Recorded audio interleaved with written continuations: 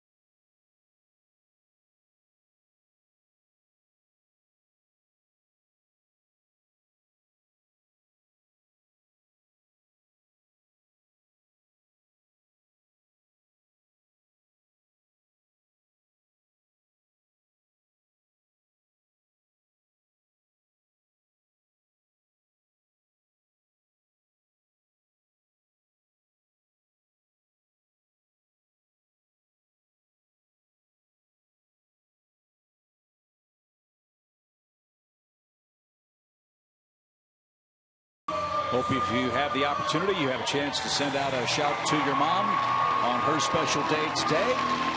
And hopefully, for the Braves fans in attendance, they'll see the Braves sweep away the Chicago Cubs. Braves baseball on Hyundai Sunday is brought to you by your local Hyundai dealer. Aaron Harang takes the mound for Atlanta.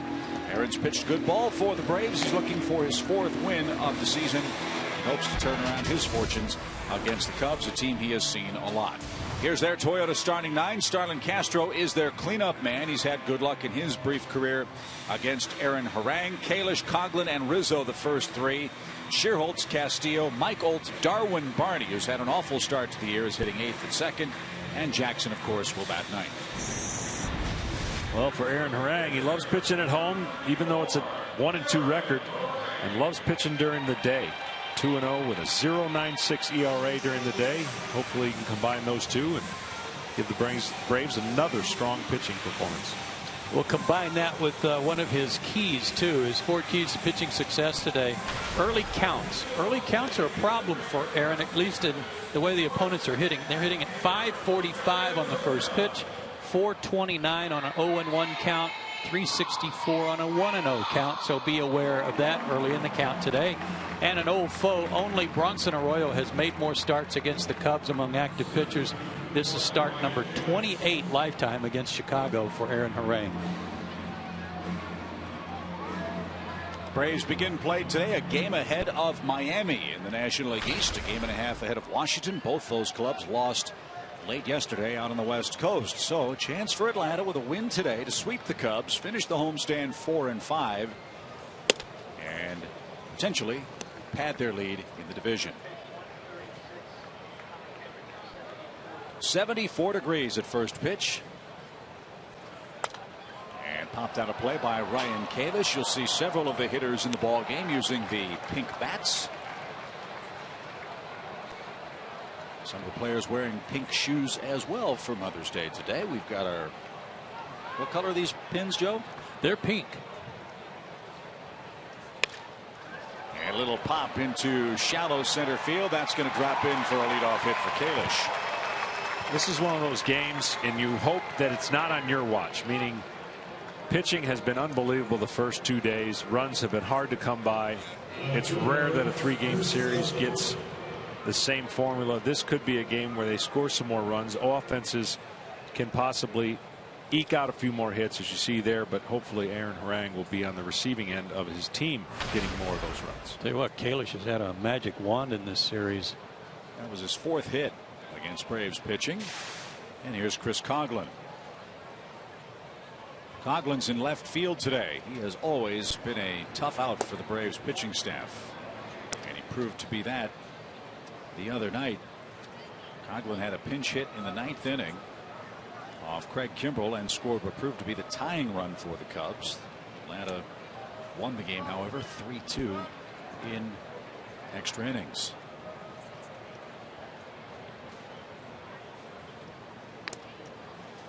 Boy, for a gray, foggy, hazy morning, it's burned off and become beautiful. Mother Nature was getting us ready for San Francisco. See, Mother Nature. Mother's Day. Here you go. 1 ball, no strikes for Coghlan. Kalish a short lead at first.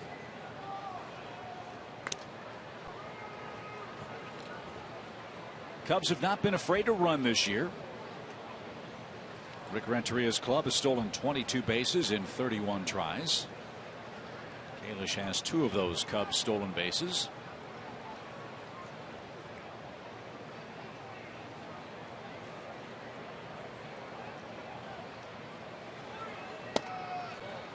And that missed up and away, ball 2. Seth Buckminster is the home plate umpire.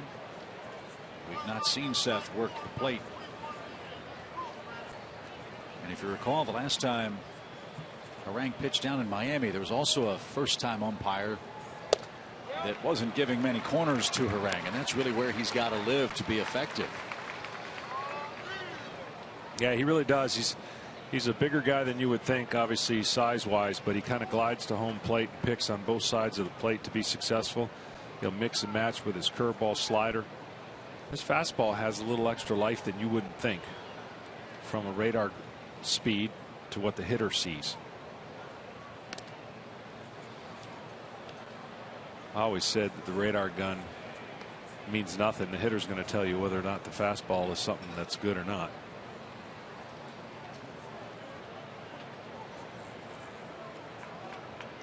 New baseball's in play today as well on Mother's Day. Got a quick peek of the one in use by Harang here as he sets for Chris Coghlan.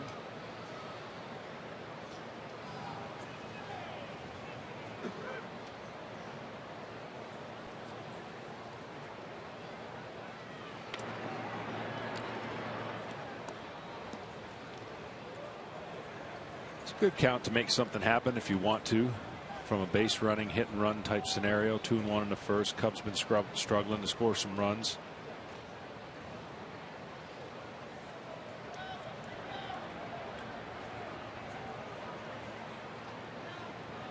Runner goes, and a line drive to third, and that'll be a double play. Coughlin hit a rocket right at Chris Johnson. He had him played perfectly, and the Cubs are doubled up. Well, that's the way it's going right now, Joe, for a team that's struggling. You try to hit the ball on the ground, but he squared up a line drive with the runner going. And I would do the same thing if I were Rick Renteria. With this team of guys, and 12 and 23 is the record, I'd be running, I'd be hitting and running, I'd do everything I could to put pressure on the defense.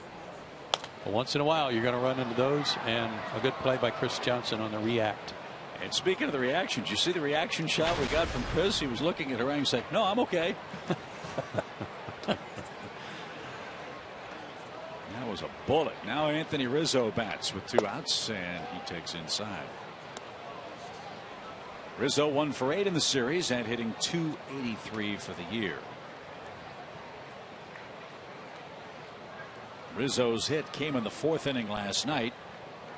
That was after the hour and 7-minute rain delay. And it was Rizzo that was the man run down in the old traditional 9-6-3, 4-6, 3-6-7 rundown. Yeah, that was a really bad base running blunder for the Cubs.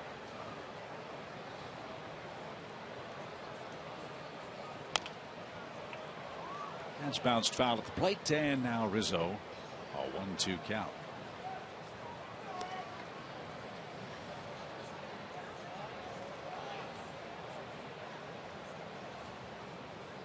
The road trip continues for the Cubs. After today's play, they head to St. Louis and open up a 4-game series with the Cardinals beginning Monday night. And Rizzo skies one into shallow center. That's playable for Jordan Schaefer.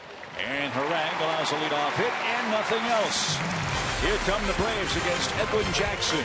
Scoreless first inning.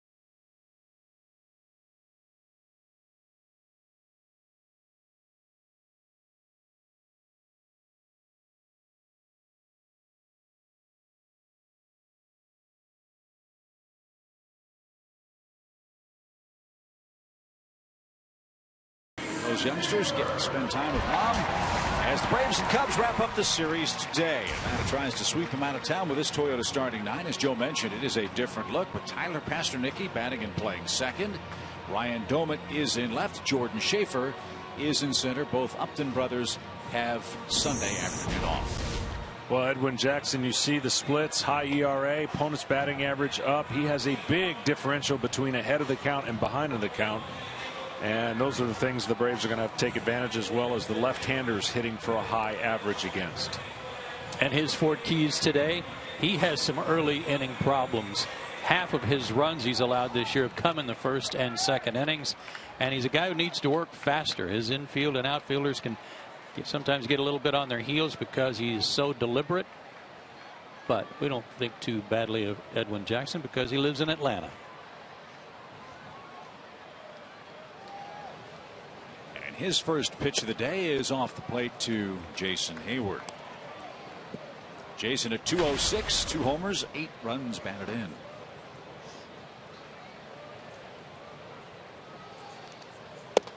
It's interesting. We talk about, or I've talked about, certain pitchers, how they do when they've had the lead. It's easier to pitch when you have the lead, not so fast with Edwin Jackson. He has not pitched well with the lead. 3.51 batting average and a 7.27 ERA. On the flip side, when he's been behind, that's when he does his best pitching. 1.8 ERA and a 188 average. He's been behind in over 20 innings. So most of his work behind has been pretty good. The limited work he's had ahead, his team ahead, he has not been as good. His contract opened up a lot of eyes when the Cubs signed him to a 4-year deal. Jackson is 9 games, make that 11 games under 500 for his major league career. He's pitching for his 8th major league team. But John, you and I were talking about the career of Edwin Jackson midway through this series.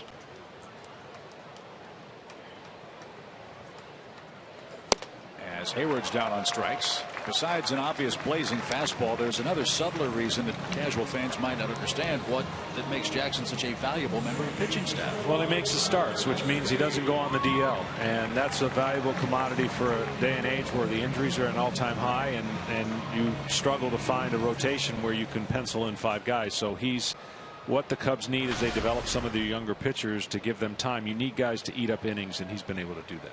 30 or more starts for Jackson, 7 consecutive years. Averaged 199 innings the last 5 years. But went 8-18 last year for Chicago in his first year with them. That led the league in losses. 2 balls, no strikes for Tyler Pasternaky. Tyler's 0 for 2 in the series, but what a great bunt he put down on a squeeze play last night to earn the second Atlanta run.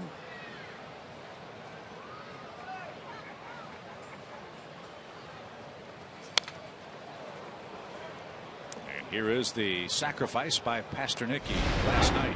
Tyler said there's a 2-seamer running in on him, kind of chasing him. That's why he had to drop the barrel of the bat down inside because of the way the ball was running in on him. And got it down. That was just a great bunt and a big run.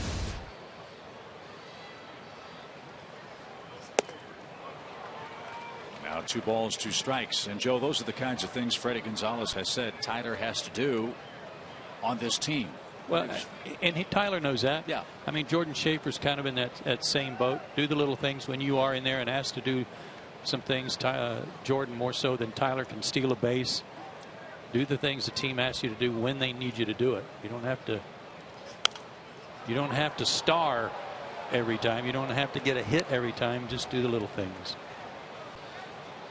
Well, the hard thing really for a baseball player who doesn't get a chance to play very much, and those 2 guys have not got a chance to play very much, rhythm, timing. It's hard. Yep. It's hard to assimilate live action until you get in there. Can't do it in batting practice. The 2-2. Line to first. Rizzo's got it. And Pasternaky with a hard hit ball is out number 2. Jackson throws hard. His 2-seamer, 4-seamer range between 90 and 96. I've already seen evidence of that when he struck out Hayward, and he's got a good slider. He's similar really to Irvin Santana in that regard, but he does not have the control that Santana has. Both rely on fastball slider combinations. Freddie is 5 for his last 5 off this guy.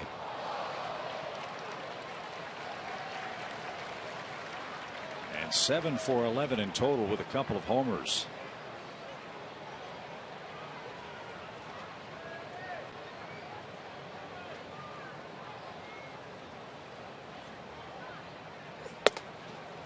He's our Georgia lottery hitting the jackpot. Well, if Edwin Jackson's nickname is Jackpot, Yes, he's hitting the jackpot. He's 7 for 11 off of him. Those 2 homers, a triple and a double. And as a pitcher, John, there's always that one guy, right? There is, and you really do everything you can, from checklist to changing up pitches to whatever video you're watching. Sometimes the guy just sees the ball out of your hand better than most.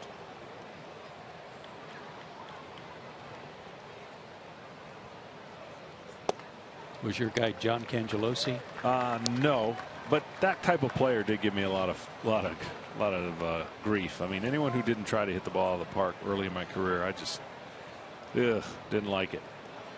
But the first guy that I could remember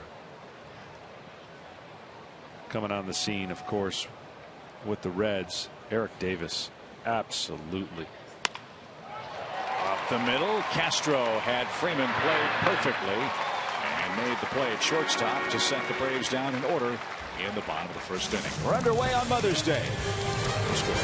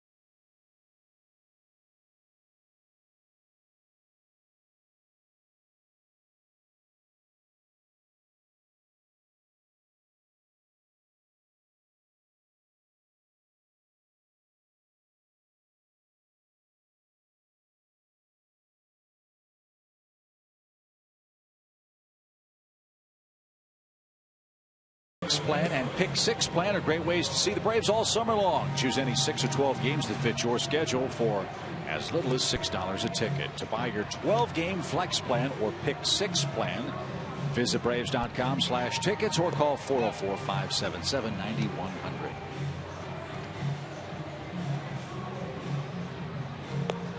Happy Mother's Day to my mom watching back in Norman, Oklahoma. Beth Simpson, I know, is tuned in, doesn't miss a game. Happy Mother's Day, Mom. My mom, Lila Osterkamp in St. Louis.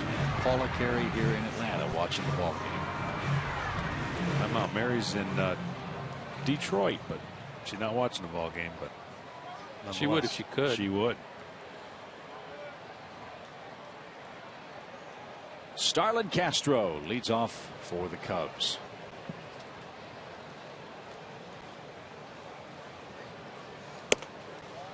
And he takes a ball high. 1-0 your count. It was interesting, some of his remarks about wanting to play every day and hoping that his manager would fulfill that request. He said, I want to play in every game. That's my mindset. Doesn't need a rest. He did it 2 years ago. In fact, became the first player in Cubs history to play shortstop in all 162 games. Is that right? Ernie Banks never did it. I was thinking Don Kessinger had done it, but obviously not. It was interesting watching him go after that ground ball up the middle by Freddie. He had him played up the middle, so he had time to do this, but he was kind of stutter stepping to get his feet right. And he didn't get caught in between when he put his glove down. He'll fly out to right. Jason's got it. Castro's retired for out number 1. John, we talk all the time about how fair this ballpark is for any major league pitcher. But for Aaron Harang, this would be another ideal place for him to pitch. It would. You know, typically a fly ball pitcher, and he's going to rely on guys just missing what they can't recognize as fastball velocity and his deception. So yeah, this would benefit him pretty handsomely. Nate Schierholtz is the batter. He's looking for his first hit in the series. He has struck out 3 times in 5 at bats here in Atlanta. Now for Aaron Harang, the opposite is true of what I said for Edwin Jackson. Does not pitch behind so far this year very well, but pitches extremely well when he's been given the lead or if the score is tied. So 9.35 when behind. That's ERA, and 1.35 when his team is ahead. And that's usually the case, I would say, for most pitchers. I don't know if you look at them all, but you'd much rather pitch ahead. 1-2 pitch to Schierholtz, misses high. It's 2-2. Amazing stat about the Cubs continues today. There are 3 starting outfielders in the ball game. Coghlan, Kalish, and Schierholtz have combined to hit no homers in 2014. You know, it's funny, it used to be not too long ago, there's certain positions you could do away with not having power or average, but with the way the game has changed, there are some positions you have to have power out of those positions, and that was one trend that's going to have to change for the Cubbies. Usually your corner outfielders, you can get away with your center fielder being the faster guys, stealing bases. Well, they're getting power on the corner infield spots with Rizzo and Olt, 2 young players. Castro can hit the ball out of the park. He's got 5 of them. But shocking to think about no homers in the Cubs outfield. With the close dimensions. But once it heats up, that'll change, I'm sure, for Rick Renteria's club. You got to get Sweeney back too. Yeah. Ryan Sweeney on the disabled list. Not that he's going to hit 30 homers, but he'll give them a little extra pop.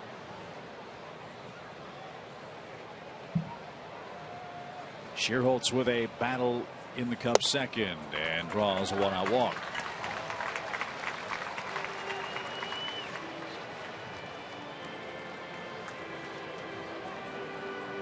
Second Cubs base runner. Schierholtz at first with 1 out for Wellington Castillo. Castillo was over 3 last night. Most of his damage for Chicago has come in 2-out situations. Here he bats with 1 out.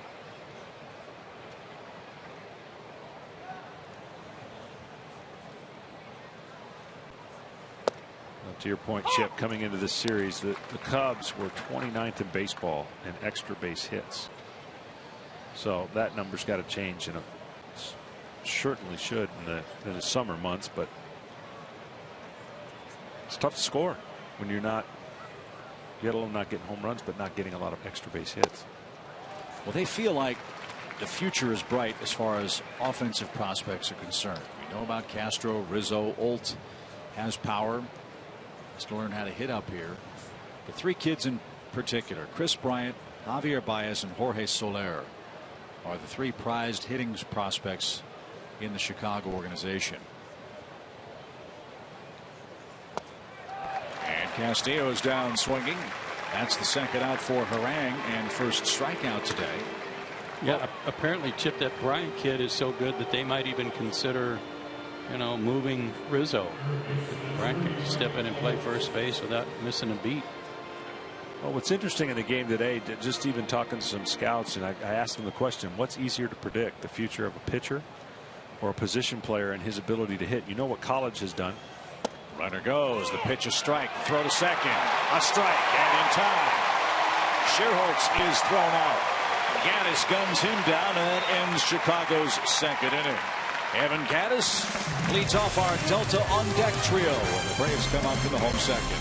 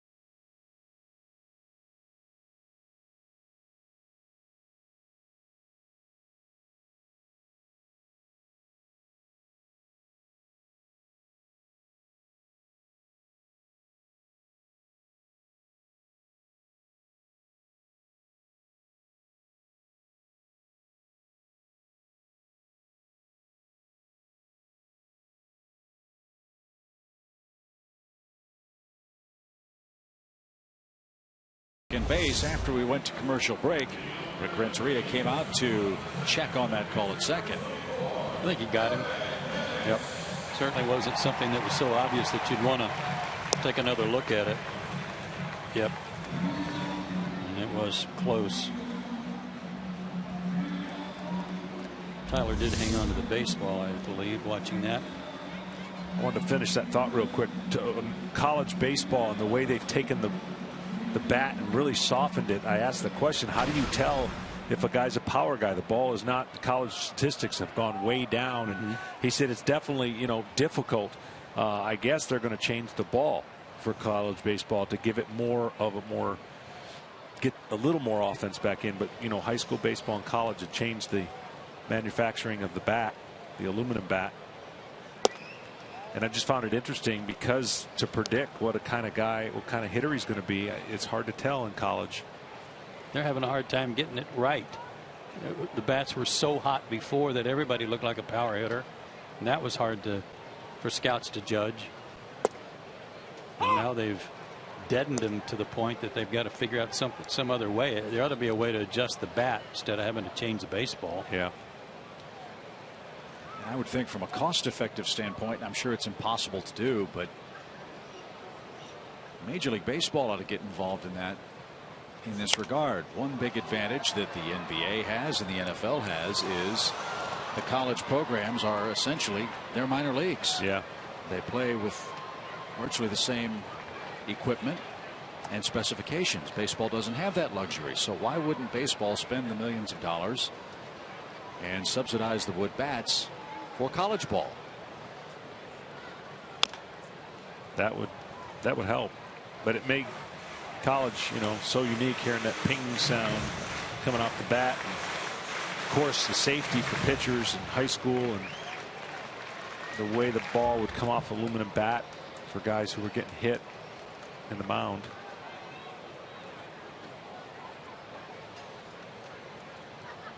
One ball, two strikes. And that's in the dirt, 2-2. But from an economic standpoint, if you're going to spend millions and millions of dollars on a draft pick and a college hitter, and you don't know what he's going to turn into professionally, having him use a wood bat for 2 or 3 years, I'm sure would give you a much better idea, wouldn't you think? So is the answer that it's getting easier to predict a hitter or a pitcher? It was very confusing, because from a pitcher standpoint, body makeup and the way he throws, it would be easier just to see what he could project into a number 1, 2, 3 or front line or closer mentality. From a hitter standpoint, look, they're just, I mean, it still makes a sound, but it's not the same sound. And as we talked about, the sound off of this guy's bat sounds differently than some other guy's bat. And the same thing with Pujols and Trout. So I know scouts have had to adjust the way they view the game, not only statistically but judging, you know, this type frontline player and where you draft him. Payoff pitch for Evan Gattis, and he draws a base on balls. Good start for the Atlanta offense in the second. A leadoff walk. Let's join Tom Hart for the first time today. Tom? Yeah, guys, those offensive numbers down significantly in college baseball since the new bats were introduced in 2010. Home runs are down 57%. The scouts I've talked to have said that they can still get a read on a hitter when they participate in wood bat leagues over the summer, especially in the Cape Cod League. It won that long ago. Pete Incaviglia during Gorilla Ball era hit 48 home runs in one season for Oklahoma State. And they had 2 or 3 other guys on that team, Tom, that hit 20 or 30. Chris Johnson's the batter, and he's been one of the hottest hitters for the Braves. He's had a terrific series, and Chris has 8 hits over his last 15 at bats. Well, that's boosted his batting average in a big way.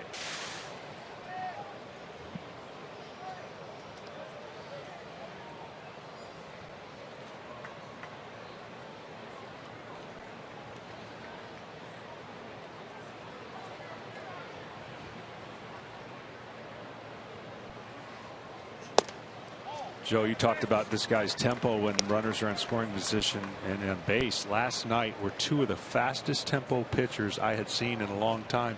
So much so that we saw something I don't know that I'll ever see again, when the delivery of the pitch and the bat boy running behind the catcher were in the same frame. I've never seen it. We will not have that problem today with these two pitchers.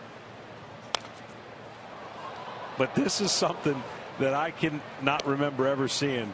Right here, you see him run across and throw and to steal a line from Tommy Boy. That was awesome. I can't even imagine what. Luckily, you stay locked in as a pitcher, but I probably would have noticed it. Was that Lieutenant Dan, our bat boy, Lieutenant Dan Sycophus down there? We won't have. They'll have plenty of time with Edwin Jackson on the mound today, based on his tempo. 2 balls and a strike. Yeah, Dan could run the relay, hand the baton off a couple times. There you go. You see him go there, and it'll be 30 seconds before another pitch is thrown. He could have tripped and fell.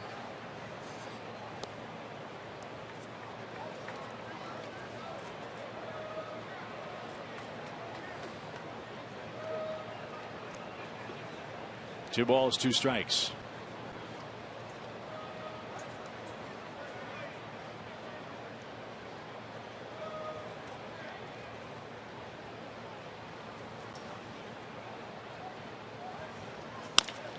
In the air to center. Having it down for a hit. Chris Johnson continues his hot run. He's 9 for his last 16 now. And the Braves have their first scoring opportunity. 2 on and nobody out. He's wearing the Cubs out. He's 6 for 8 against them. Good at bat. Just kind of waited for that ball to come back to the middle of the plate so he could inside out it.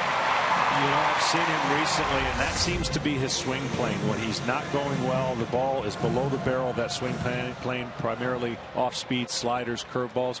But when he's going good, it just seems like he stays inside the ball and loves that low pitch. As he says, the more he's fouling the ball off over the top of the Braves dugout, the deeper he's letting the ball travel, and that's a good sign for him. Ryan Doumit gets the start for the Braves in the outfield today. Takes the place of Justin Upton, whose back was bothering him last night, and Joe, for good reason. It sounds like it was a lot worse than it appeared to be when we saw Justin walk off the field last night. Yeah, it was back spasms, and they did calm down. They did stop, but he said he had to sleep in an odd way last night to get some rest, and so it wouldn't bother him.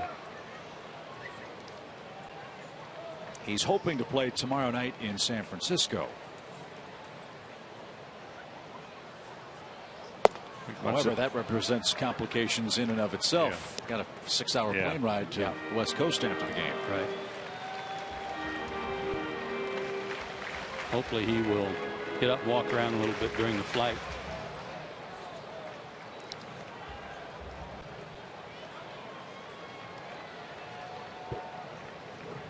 A ball and a strike for Doumit.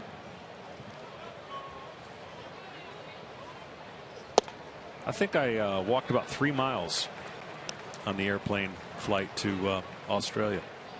Did you? Yeah, I've never walked so much on an airplane in my life. I've never been on one that long either. Did you feel like it was ever going to end? Oh, I literally, and I know you guys will appreciate this. I don't know if the fans will. I've never gone to the bathroom so much on an airplane in my life. Yes, I certainly appreciate that. I couldn't believe it. Happy Mother's Day, everybody. That's how long it was. Well, his mom's not watching, but he hopes someone will go tell her. I was staying hydrated. That was the point. I got you.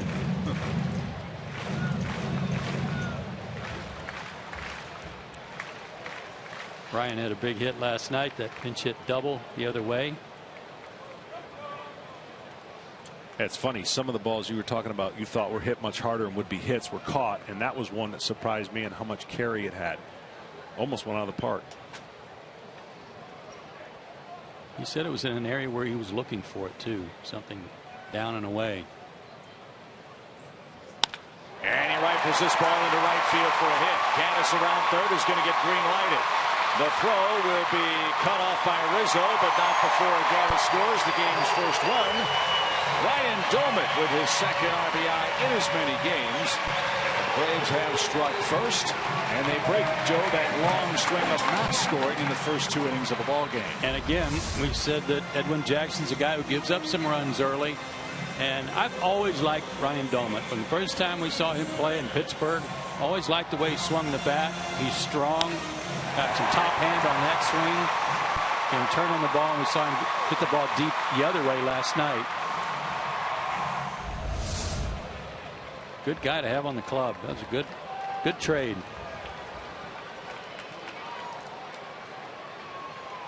All this started with a leadoff walk to Gaddis. He's safely around with the first run. Johnson and Doumit have followed with singles. And now Andrelton Simmons bats. You know, it's really amazing, to your guys' point, in some of the statistical categories of where Jackson has just struggled. You know, first 2 innings, 9 ERA. After that, hasn't been too bad.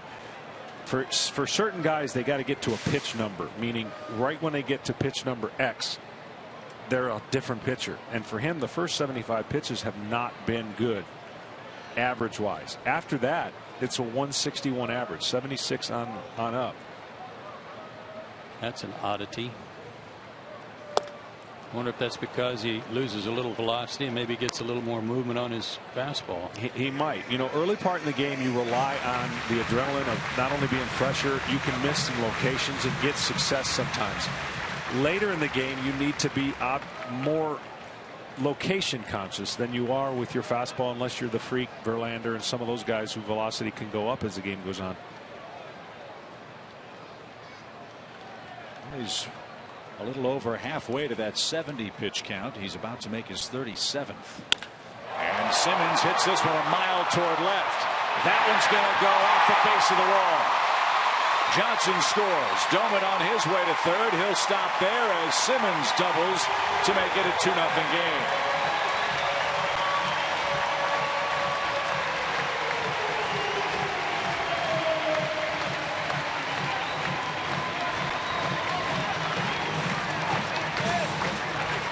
RBI number 8 for Andrelton.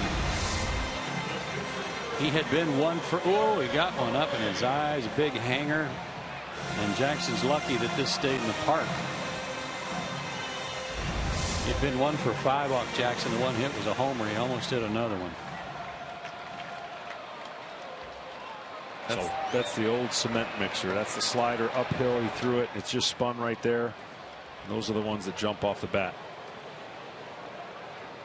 By the way, we use that description quite often. When you're not here, that's okay. Yeah, not a problem. Okay. There's probably a lot of descriptions you won't use when I'm here, but that's okay too. No question. No sign of a bunt by Harang on the first pitch. Again, Freddie Gonzalez has the pitcher batting 8th on the lineup card. Try to stay away, Joe, from some pitching mechanics phrases that I've learned. Yeah. And Harang drives one to right, but that's going to be caught by Scherholtz. And no advance. There's out number 1. Now Jordan Schaefer bats with 2 in scoring position and 1 out. Well, they had him defensed properly because Scherholtz was playing softball depth out there in right field.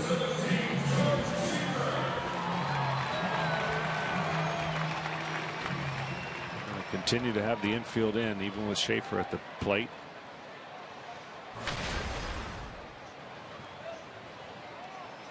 Jordan can handle the bat. Braves squeezed home a run last night. What they think about it here with 1 out. Jordan 1 RBI this year, a 158 average. I like the big inning attitude here. Yep.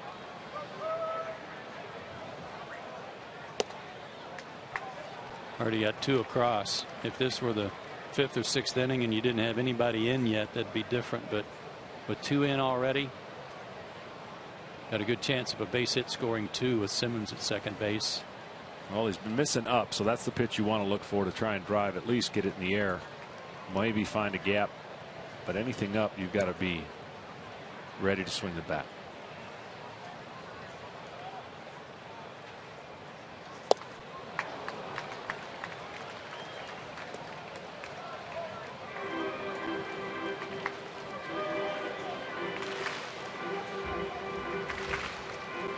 Afford one more swing like that, but then you got to have to adjust if you get 2 strikes on you. And that's the team type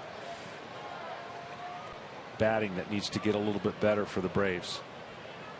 Contact has to be made. In other words, you just have to put the ball in play. He did try to bunt and popped it straight back. That was on his own, though. Because Dolmet looked over at Doug DeCenzo like maybe he had missed the safety squeeze. That's one you've got to let your teammates got to know. There's got to be some kind of individual sign you'll give the coach or the runner at third to let you know I may be doing this beyond, because you have to be in sync. You can't bunt it surprisingly and expect the runner to trail down the line with the infield in and be able to score. So I'm sure he's trying to drag it to the first baseman. Now the 1-2. It's a hot shot to first, and a nice play by Rizzo to get the force out at first. Now a rundown. Castro will try to keep Dolmet at bay. Now the Cubs get the base runner they want, and they executed that play very, very well. Sharply hit ball to first retires Jordan Schaefer. Dolmet caught in a rundown, ends the inning, but not before Dolmet and Simmons singled and doubled home runs 1 and 2 for Atlanta today.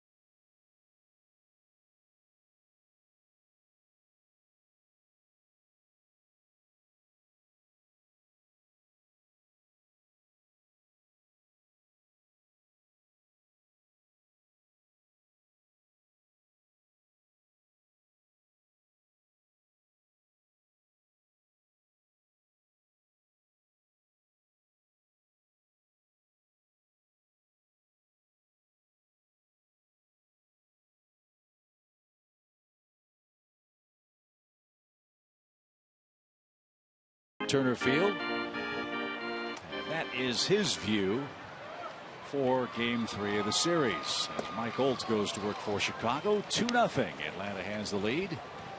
Boy, Matthew does a great job with all the walk-up music. Very witty.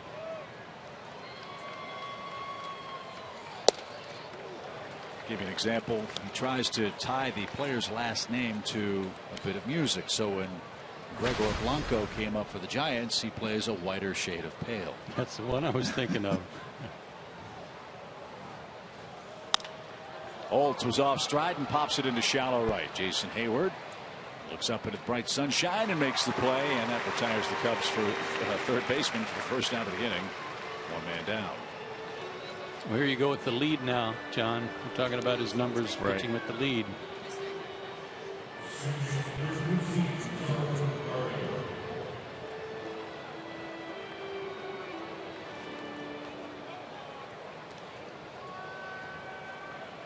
What has happened to Darwin Barney? He's right there.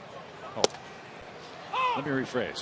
What has happened to Darwin Barney as a Major League Baseball player? Really good defensive player, but I was shocked to see this guy hitting a .127. It's really been a 2-year regression for him. Last year he had .208 for Chicago. Now 500 at bats and had 104 hits.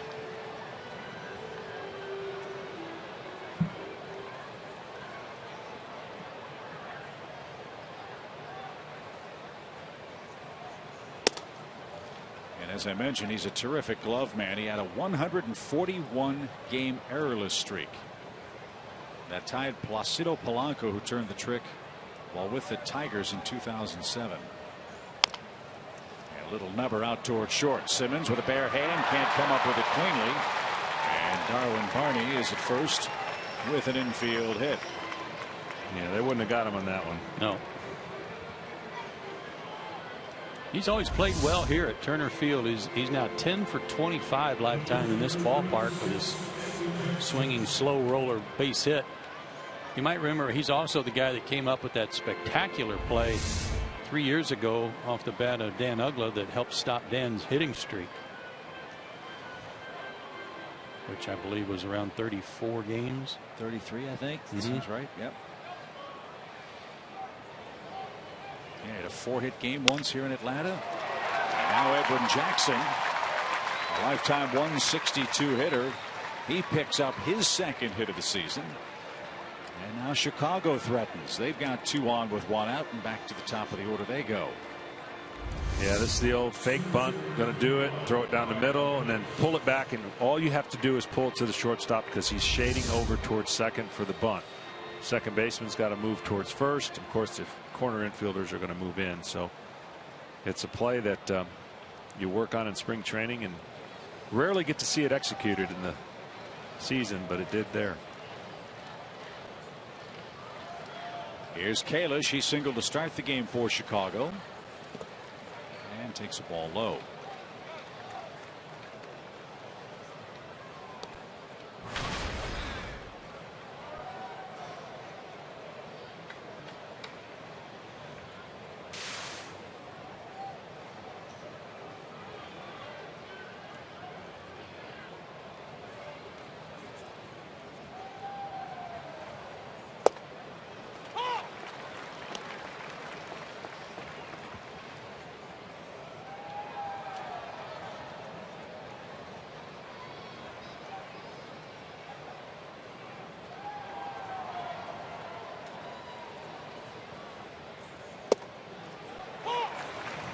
Two good fastball locations there after bouncing a pitch and giving up a couple hits. Picks on the outside part of the plate, holds its lane, maybe got an inch or two off the plate call. Sherwin-Williams painting the corners. He had a real wide brush with that one. I like it. Hunt for strikes. Move the game along. 1 ball, 2 strikes for Kalish. And Harang got him with a 90-mile-an-hour heater. And that's a big second out here in the 3rd inning.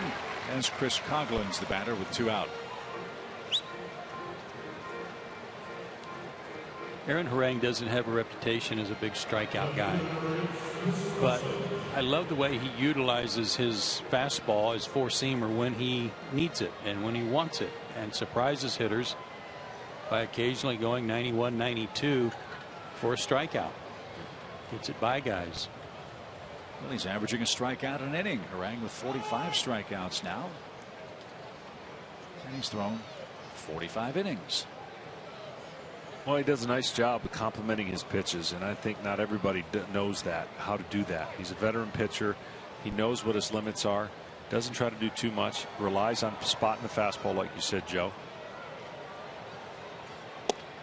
But it's pitches like that, little slow curveball that he could throw for a strike, and mix in a slider. And then, there's the fastball. The hitter doesn't quite. And you know, hitters are going to try and guess along with the pitcher to try to sit on a pitch. And the goal is to kind of be opposite of what they're sitting on.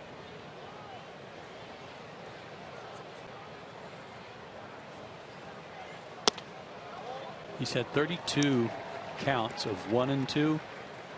And of those 32, he struck out 15 guys.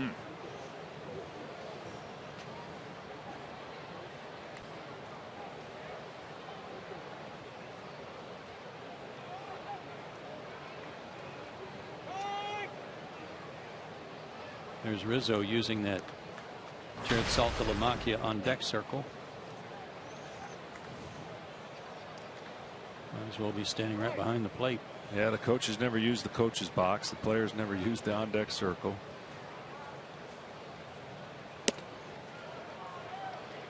And now Gaddis wants to talk about it with Aaron, who's behind Coughlin. 2 balls and a strike.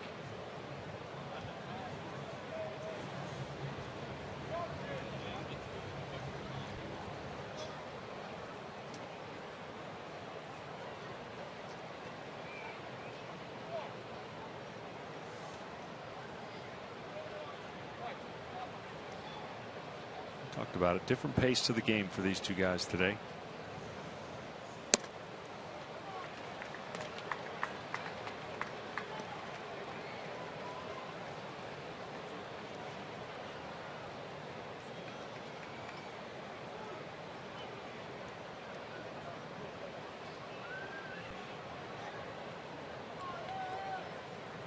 No decision last night for Jeff Samardzija. Watches from the Cubs dugout. Coughlin wishes he had that one back. Check out the Sherwin-Williams Fox tracks again. Just nipped the up and away corner. Barney and Jackson are the Cubs runners. They'll be moving with 2 outs. And Coughlin is down on strikes. Harang has struck out 3. He leads by 2 at home.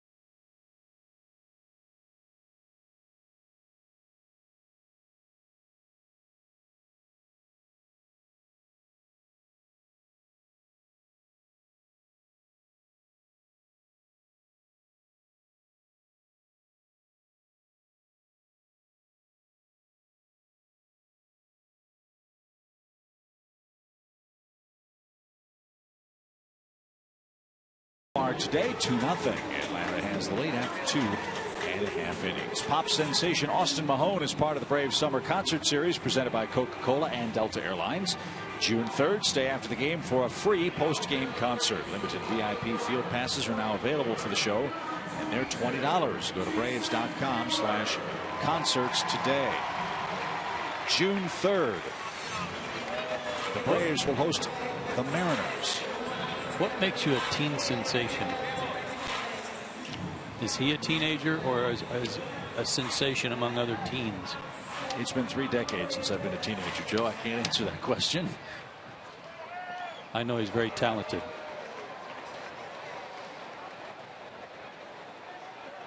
And so's the kid in the batter's box, Jason Hayward, who struck out his first time up.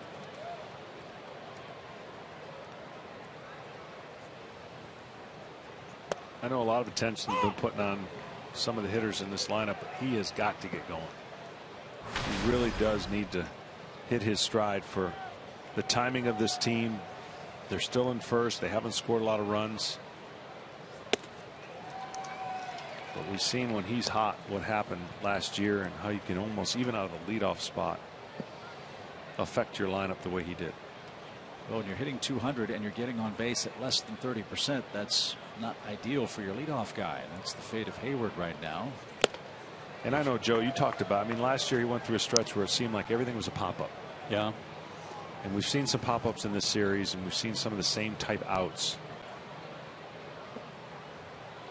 Is that just pulling off the ball? Is that? Well, he's an enigma to me. Yes, that's what I said.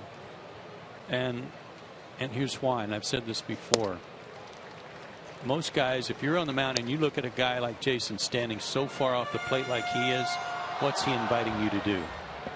Pitch him away. Right. Yet, when they do pitch him away, he's still trying to pull the ball. He's rolling over a lot of those pitches, and a lot of times if you're cutting your swing short, that's going to result in some pop-ups too if you're trying to pull something middle away. And when Hayward first came up, Joe, correct me if I'm wrong, that's what made him such a dynamic and exciting player to watch. He could hit a ball to dead center 450 feet. He could hit one down the right field line, and he could go the other way with authority too. Yeah, there's been small glimpses lately of him going to left center and hitting a few balls that way. Bouncing ball to first. Pitcher to the bag. Hayward's retired, out number one. But to do that, to stand off the plate, invite pitchers to pitch you away, and for him to have such a, what I would call a strong grip on the bat with his top hand, I mean, it's almost like his knuckles are turned facing the pitcher. That's very hard to get extension. That cuts the swing short. Look at his top hand. The way his hand is turned on the bat, it rolls the bat. It has to, and it creates a lot of top hand in the swing to roll over a lot of pitches, which creates a lot of ground balls to the right side.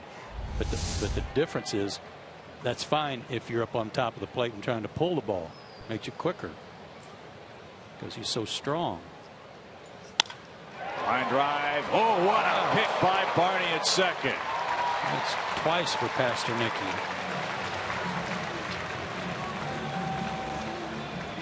Tyler won't be singing I Love You after that play. That was outstanding work by the Cubs second baseman. Liner to first, and now getting highway robbery right here.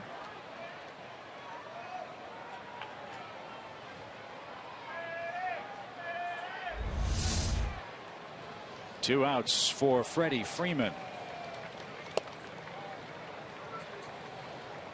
And so the other interesting thing to watch with regards to Edwin Jackson, first time versus second time through the batting order. Here he is, second time through.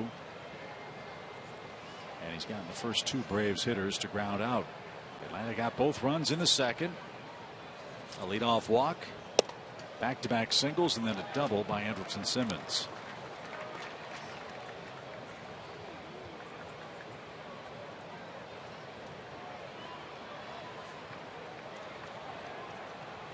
Good pitch right here for Freddie.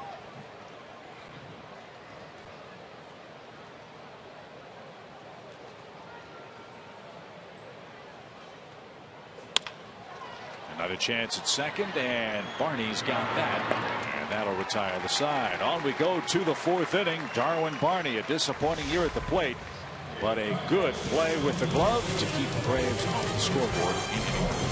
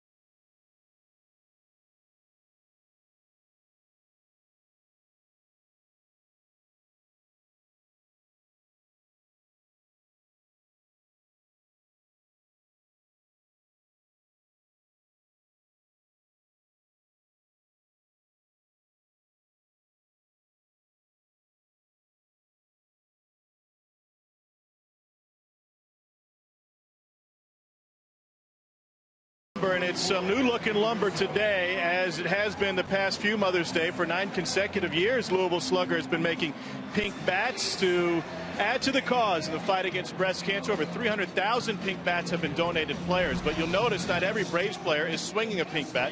Here's a Freddie Freeman model. He swings a different brand, a Marucci bat. And up until this season, Louisville Slugger was the only brand allowed to make pink bats. It caused some consternation at this time last year. Trevor Plouffe led the charge. His mom was a breast cancer survivor, and he wanted to be able to swing a pink bat if he so chose. Major League Baseball finally relented. So as you see these Braves players at the plate that don't have pink bats, don't think that they don't love their moms. They very much do. They just swing a different brand.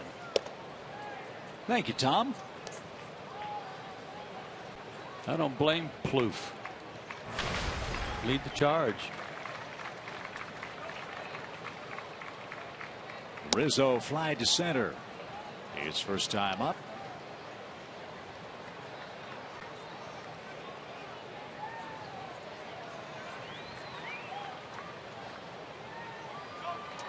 Reason I say that is, Chip, either you or Tom were talking about some of the guys wearing some pink shoes. I bet they're not all the same brand. Right.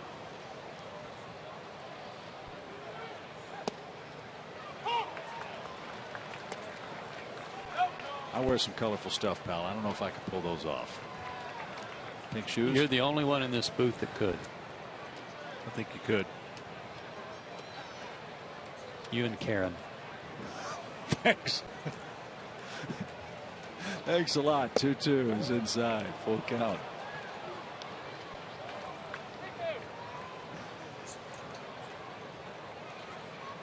Karen, our erstwhile booth assistant today. And a little low. Harang thought that was good enough. So Rizzo with a leadoff walk. And again, these are the kinds of pitches Harang wants to get, needs to get to be effective. Right at the bottom of the zone on our Sherwin-Williams Fox tracks. Painting the corners, he did. Here's Starlin Castro. Especially when that's where Aaron lives, is right there on that bottom of the zone. You don't get that call. That's very frustrating. And one of the things that the umpire in Florida, in Miami, I think his name was Barber. Yes. Sean Barber just would not give him that pitch. And that was the start where Harang was hit very hard. 9 hits, 9 runs, 10 hits. Yeah, in this stretch of games that we've been talking about quite a bit, up to April 27th when the team was on a roll, and since then, including the losing streak, the offense has been pretty much the same before and after the 27th. I mean, it's dropped off a little bit, but still down near the bottom of baseball in terms of runs and scoring position. But the pitching, the ERA doubled from 2.04 to 4.08. Some of that, granted, was really inflated by Aaron's one game, 9 earned runs and roughly 5 innings, I believe. So that bumped it up a little bit. But while we've been kind of beating up the offense, the pitching had dropped off a little bit too, right up until 2 nights ago. 1 ball, 2 strikes for Starlin Castro. And he hooks one down the left field line. That's going to drop in for a base hit. Domit will cut it off. Rizzo's going to try for third. The ball's cut off and dropped. And the Cubs have them now second and third with nobody out.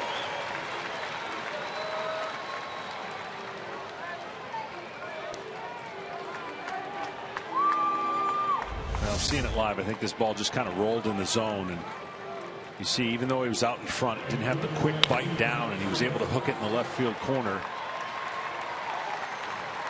Despite the real good throw, it wouldn't have got him, and Anderson cut it off. But I got to say, with all that's gone on, and the trends certainly have to change. I mean, the offensive trends we'd love to see change. The timing of them Braves being hot and having a lead and losing 7 in a row and not being 4 games out of first, it's amazing. It really is.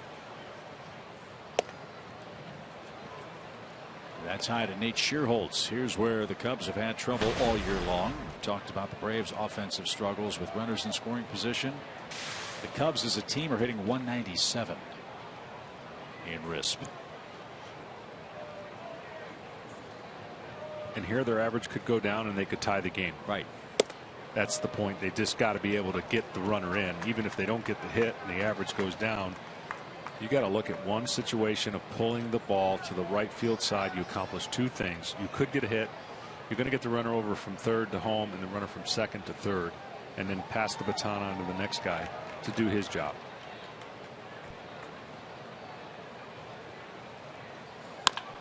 And Schierholtz does that in a big way. That's over Hayward's head and high off the fence. One run scores. Here comes Castro around third. The throw to the plate is going to be a little late. The ball gets by Gattis and no further advance.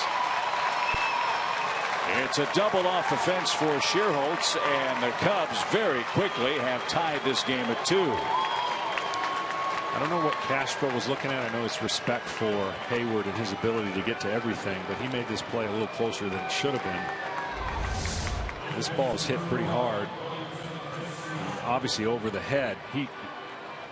Maybe he's just trying to make sure he could tag up and get to third, but this was a closer play at home that should have been. 12 RBIs for Schierholtz, and now new life for the Cubs. Wellington Castillo's the catcher, and he bats with nobody out.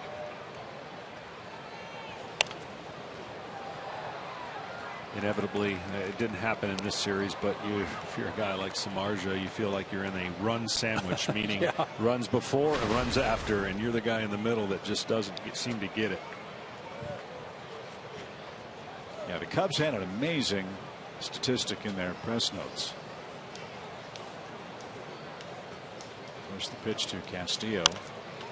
And Jeff Samardzija's lack of run support is well documented, but to put it in perspective, their starting staff has recorded 20 quality starts this year. But John, their starters in those 20 quality starts have recorded 6 individual wins. That's not enough. That ratio's really bad.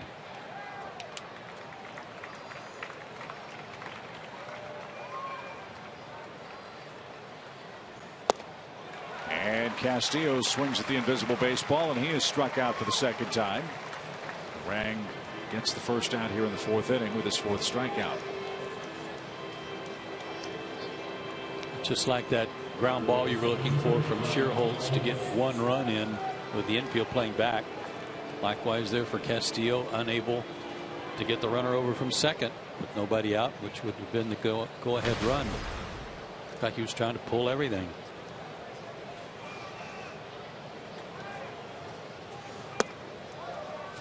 Mike Holt is the subject of our Academy Sports and Outdoor leaderboard. He's having a very powerful rookie season. It is 7th here Friday night.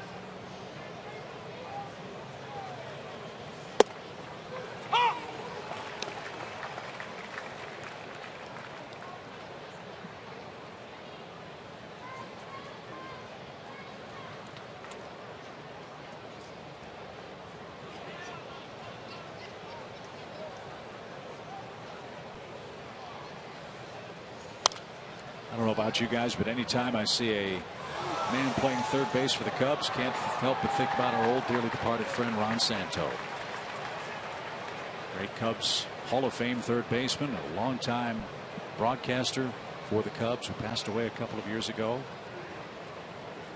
Saw a picture of him in the media guide just a little bit ago and made me miss him. And Holt swings and misses. Back-to-back strikeouts for Harang, and quickly 2 outs after 2 runs are in.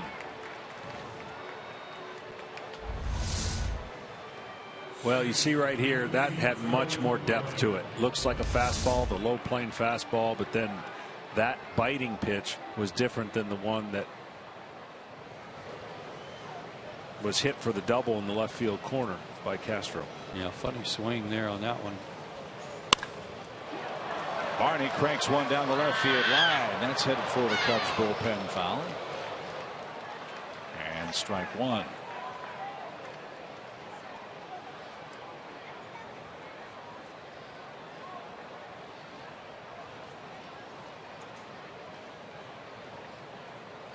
One scouting report I read on Barney, Chip, you asked what happened to him.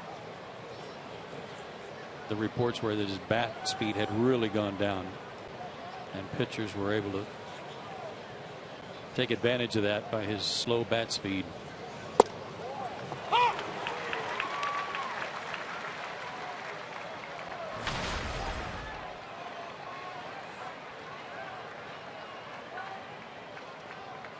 That could be the result of a lot of things, but after having some success early in his big league career, he might have started thinking he needed to hit home runs at Wrigley Field. It got long.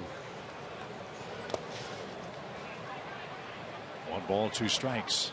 Yeah, Wrigley Field can do a lot of crazy things, as does Coors Field, but Coors Field seems to get more credit for being the most prolific offensive hitting park, or the way the ball would travel there. But I think even Wrigley Field can have a negative impact when the wind's blowing out for guys who just get in bad habits and try to lift the ball, and instead of hitting line drives, and which is what you want to do when the wind's blowing in. But that's the funny thing about that ballpark. Fans who aren't all that familiar with Wrigley Field don't realize that the wind blows in or across 75% of the time. Yep. It is not an airport. It's a great doubles park.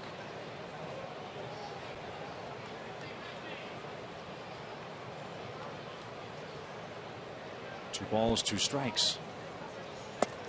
And a swing and a miss. Harang struck out the side after the Cubs struck for the first and second runs, which have tied the game here in the 4th inning. Braves are up in their half. New life in game 3. Gaddis, Johnson, and Doman coming up for Atlanta.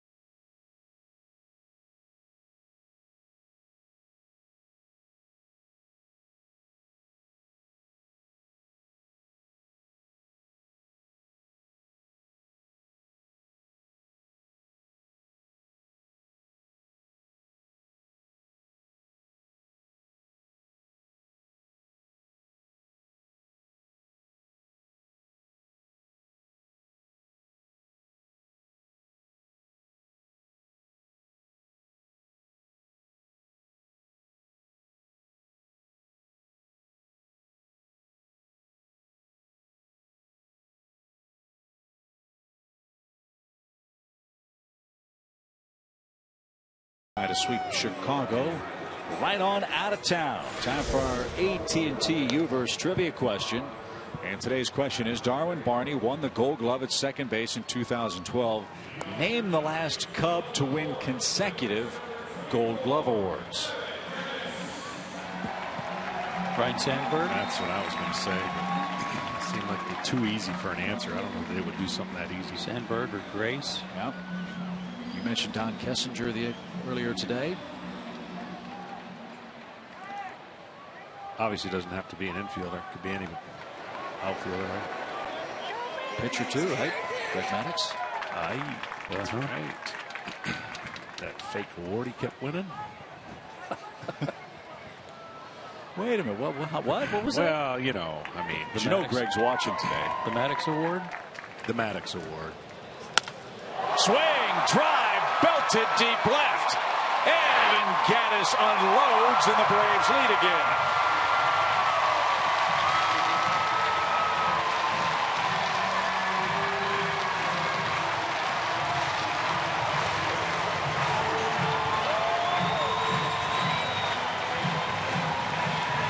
He treated that bat with tender, loving care after it did its job. Wait till you see this. He had just been on the big screen here at the stadium wishing his mom a happy Mother's Day. That's a pretty nice gift.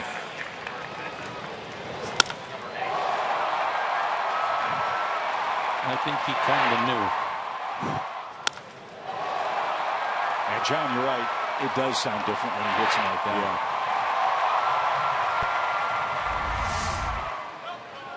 So the Braves lead again, 3-2. That is the 35th homer for the Braves club, and the 8th now for Gaddis. And only the second Jackson's given up all year. First to a right-handed hitter. Well, let me clarify what I was saying when you brought up the Greg Maddux situation. Wait. Hold on. Yeah, we had Greg. John brought it up. I'm just asking him to. First we had to explain wooden ankles. Yeah. Don't be leaving messes with us when we go out of town, pal. Well, you know, he was a great fielder, obviously a great pitcher, finished in perfect position to field his position. All right. Yeah. But he won the Gold Glove committing 7 errors one year. And you know, he knew he was going to win it that year. He said it's all about chances. And he would get a lot of chances, a lot of ground balls. They hit a lot of ground balls off Greg Maddux. So it became somewhat of a running joke there for a while that he won, what, 17 of them or however many he won? Castro at short. Waited for the best hop, got it, and took care of Chris Johnson for the first out. That sounds to me, Chip, a little like somebody's a little bitter. Yeah, sour grapes going over here. Well, you're accurate. Beat around the bush. You're accurate. You saw the play. You saw the play that potentially the range that I had that against Glavine, and he just made the. You know what was the commercial where the guy would jump? The car commercial. He'd jump real high and kick his feet up. Whatever commercial that is. Greg used to do that. He'd field a ground ball and then jump way up in the air like he had just snared one. Anyways, I'm over it, and so is Glav, but he did. He won. He had a monopoly on it. So what you're saying is it's hard to lose once you get it. Well, that and show business. You're saying Maddux dressed it up, right? He did.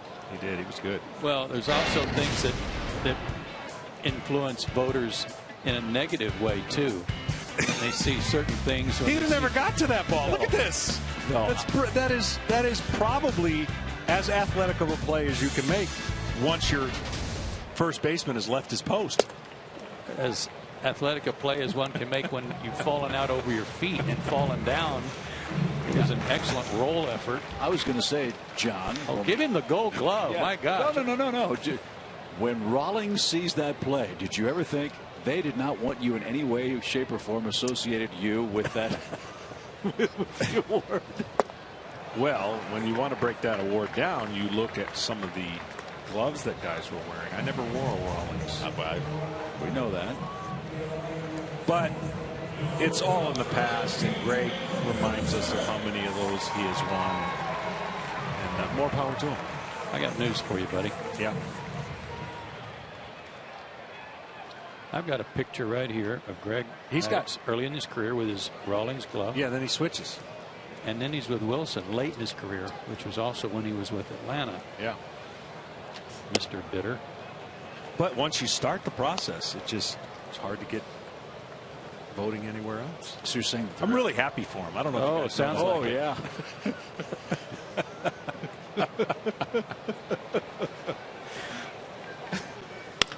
Simmons a roller toward third. Olds with a nice play, and the throw to first is in plenty of time. Evan Gaddis cranked the first pitch of the home fourth deep into the seats and left.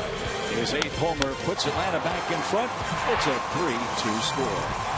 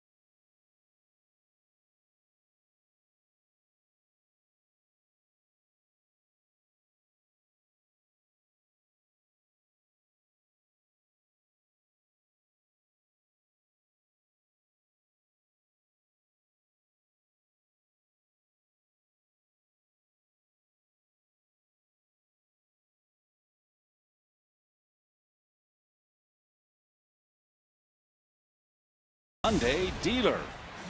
Evan Gattis gave a baseball a nice ride just a moment ago. A leadoff homer in the 4th inning.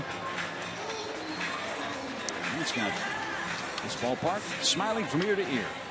For Aaron Harang last inning, gave up the leadoff walk. That led to some problems, a double, and then almost a home run, but another double that led to 2 runs. He then turned around, struck out the side, gets a leadoff first pitch homer in the bottom half of the inning. He's got to feel like, all right, got that behind me and got the lead back. And the pitcher coming up to start the 5th for Chicago. That's Edwin Jackson, who singled after showing bunt. He slugged the ball cleanly for the 3rd Cubs hit of the game.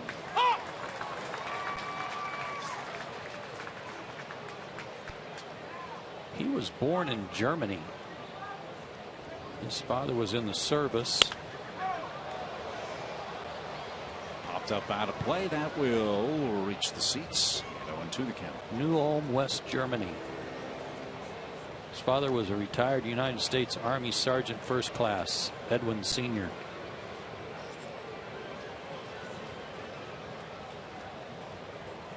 I didn't realize this until I read his bio, but when Jackson was originally drafted by the Dodgers, as he shoots one toward left, he was drafted as an outfielder. And then they saw him throw and they said, son, you're moving to the mound. Out of Shaw High School. And he's out number 1 here in the 5th inning. Can't wait to see our friends at Delta Airlines after the ball game. They're the proud sponsors of the Atlanta Braves. Mac took care of the light bulbs, the hamburgers, the grapes, the saran wrap, and all the towels. And quickly fix that sign that you pointed out. The lights in the A and the Delta. Here's Kalish. He has singled and struck out. And this is called strike at the knees. He's probably busy today filling the fruit cups. I think that's the last thing on his list that he has to do before every charter. You know, he does a great job of making sure that nobody gets even one more grape than the next person. 2 per cup, pretty much standard. John, I was going to ask you a second ago about I know your bitterness runs deep. Try to make it sound tongue-in-cheek. But with respect to the wonderful thing that's happening in July, Bobby, Greg, Tom, all 3 going in the Hall of Fame at the same time. Are you going to have the opportunity to attend? Yeah, it looks like I'm going to get the pleasure of both working for the network on that weekend and obviously whatever festivities that the Braves will be having, try to get to as many as I can. So I marked it down on my calendar. I had previously been doing a Sunday game every weekend for the most part. Could never knew and even looked at those festivities in the Hall of Fame. Couldn't see it. It's the first time I'm not doing that. So it's really, I've marked it on the calendar. That's great. I mean, I've been asked this a lot for obvious reasons, playing with Tommy and Greg and my whole career with Bobby. And if it had to be a ranking order, I always knew Tommy and Greg were going to be Hall of Famers. I'd always hoped that the recognition would be given to Bobby. So from a standpoint of who am I happier for, I would think Bobby as a manager for all that he went through and all the things that he was able to do for me personally in my career. It's just going to be a great day to watch those 3 go in the Hall of Fame. And what a great endorsement for baseball for the state of Georgia. As there's a called 3rd strike, and Kalish disagrees.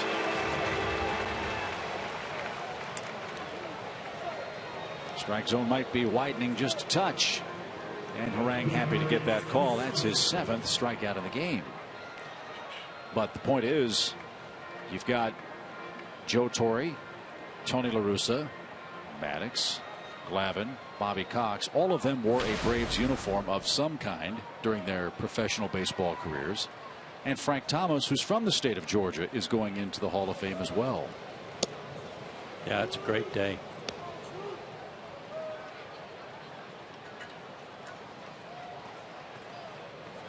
Here's Coughlin. And do you think Tom or Greg or Bobby will mention you in the first or second paragraph of their induction speech? Have you figured that out yet? Well, it's interesting you mentioned that, Chip, because I've given them my input on all three and submitted speech. Submitted it. Well, you know what's interesting about that? I just learned some facts of which they have to submit a speech. Right. Yeah. Right. Yeah, we learned that. And Tommy. There's a time limit on it. 20 minutes, is that right? I don't know, but if I get lucky enough, it ain't long enough. No, I'm just kidding. With those guys, you might want to have somebody proofread that. Don't you? I've never written a speech, yet alone someone proofreading it. Or have a thesaurus handy. Yeah. But I think I'm really intrigued. I really am to see how they're all three going to be different. As you guys know, the three individuals are. Greg played possum his whole career and gave bad interviews on purpose and gave answers like, I don't know, I'm lucky and how did it get done. But I'm really intrigued to listen to his. Coughlin is down on strikes, and he's looking back wondering what in the world is Aaron Harang doing differently. All of a sudden, he's striking out Cub after Cub. He's got 8 and lead.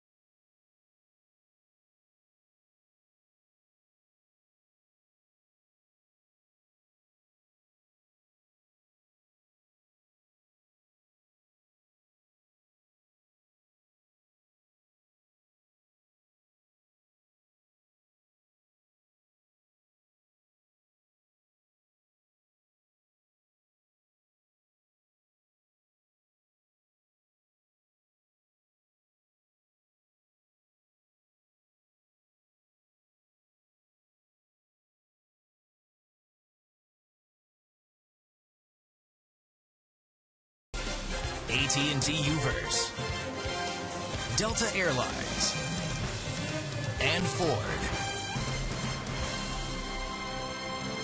Happy Mother's Day, everybody. Atlanta leads the Chicago Cubs 3-2. And Braves fans spend Memorial Day weekend with us here at the ballpark with great matchups against the Rockies and world champion Red Sox coming up. Get your Braves tickets in advance for Memorial Day weekend. Go to Braves.com/tickets. Evan Gattis' home run is the deciding blow to this point. Evan scored a couple of runs for the Braves today, who bat again in inning number 5. Harang will go to work first. He's the 8th place hitter, then Schaefer, then Jason Hayward. You know, one of the fun jobs that we have is on a daily basis we get to go downstairs and talk to Freddie Gonzalez. And one thing that Freddie has been very, very vocal about is his appreciation of the help Braves fans offer a major league manager. Look, when things are going well, they send in the letters. Congratulations, great job, keep up the good work. Obviously, when things aren't going well, he gets some of the other kinds of letters. Well, Freddie got an interesting package in the mail today because Joe and I had been talking about, and John as well, about one area of concern for this Braves ball club as a tapper back to the mound is fielded by Jackson, and a fan sent in something to try to help out the Braves. And we're going to give it to you, John, and see if you can figure out what this is. You ready? Yeah. A fan sent that to help out. Yes. What do you think that is? It's a teaching aid. Show it to the camera up here. It's got a stretchy band on the back, Velcro band on the back.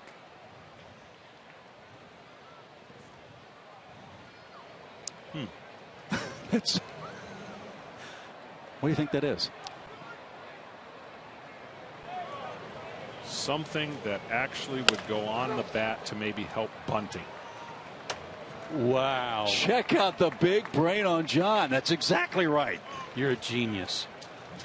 You are a genius. I would say to actually catch the ball with this. That's exactly right. That is a patented device from Stephen Clark from Montana, who sent this in to Freddie Gonzalez and suggested that the pitchers put this on their batting practice bat, and during batting practice. Probably got to slide it through the barrel, but you're not doing well, it I'm for trying to get I know it. you're doing it for time and TV. Yeah. Back to the game. to help them with their bunting technique.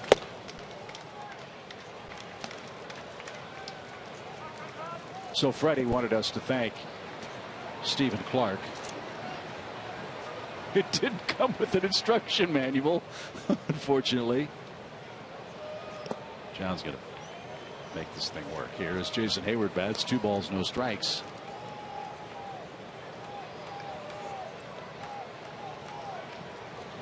That's what I was looking for there, Chip. Way to go.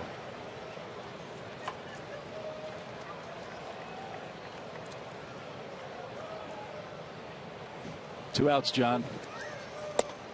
Now you're ready. There we go. So what you're supposed to do is, when the ball is pitched, you try to what, Joe, with the ball, with the bat? Catch the ball with the bat. I like it. Great bunting instruction.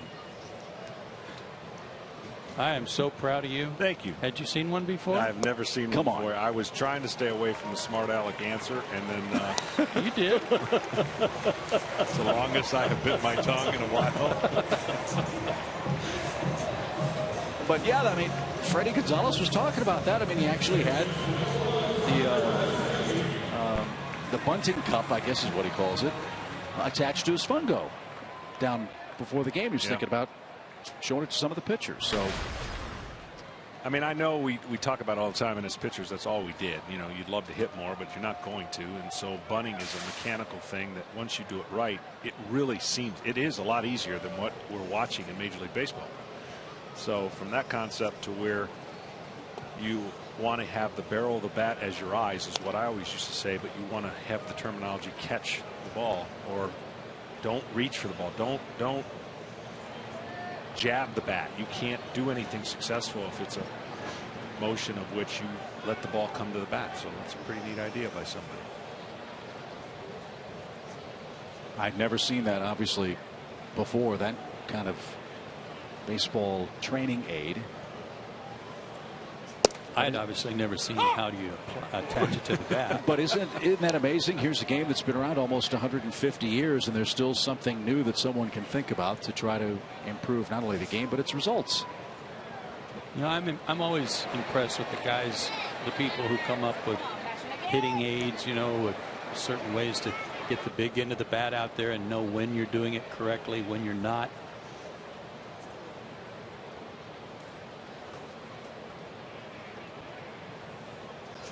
Always something new.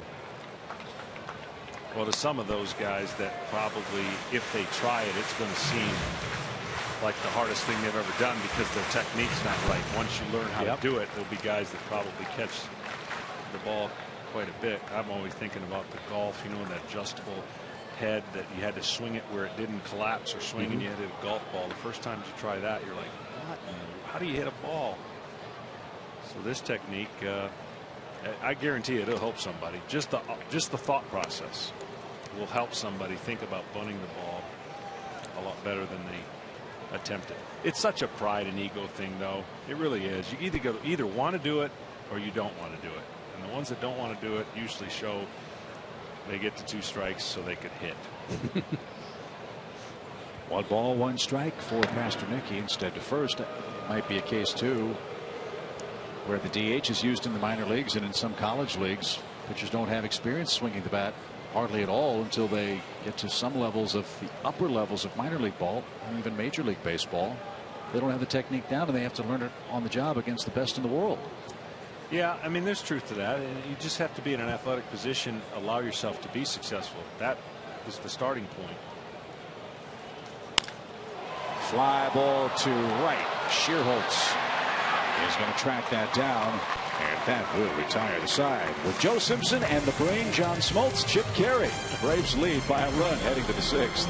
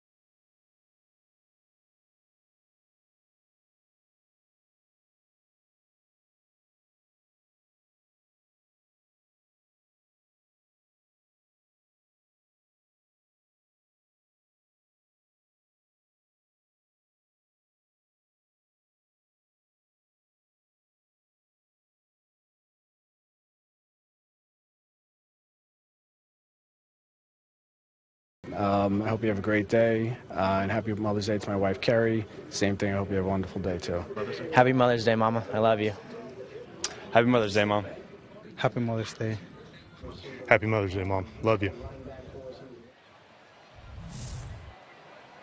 And that's the best advice we can give. Call your mother.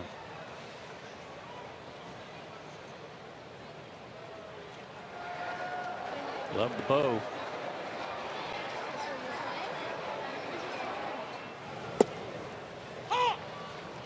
You get that look a lot, don't you? Yeah. I get the confused look a lot too. But I mean, you nailed the bunt cup thing. I thought we could keep you stumped for a couple innings on that. Well,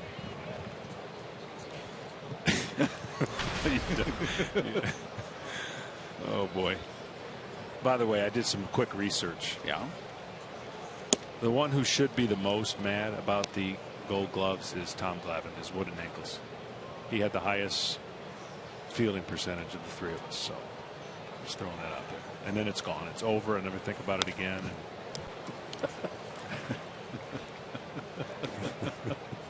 He didn't cover as much ground, Glavine, but he did field more percentage-wise than the three of us. You deserve a big pat on the back. You've shown great restraint this weekend.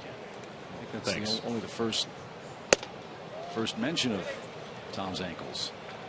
That's right. In the last 3 days. As Rizzo faces a full count, he's the Cubs' first baseman. He's walked and scored. And this one is in the air to shallow right center field. That'll drop for a hit. And Rizzo's aboard to start Chicago's 6th inning. He represents the tying run. Got that pitch up a little bit, but it was up and in. He had to fight it off. Target was in.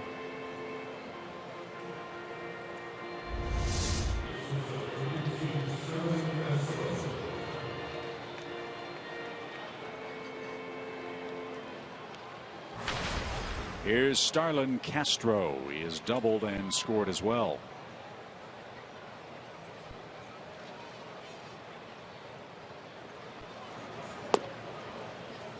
Four hitters for this Cubs ball club are considered franchise cornerstones. They're very talented young players. And the Cubs really need them to come through and become not just productive players, but star players for them.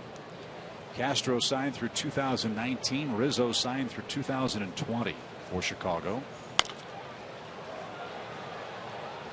Castro begins his 4th full season with the Cubs this year. 2-time All-Star. Since his debut in May of 2010, he has the 4th most hits among all active major league players. That says something. He needs somebody to hit behind him. He's not your prototypical cleanup hitter, that's for sure.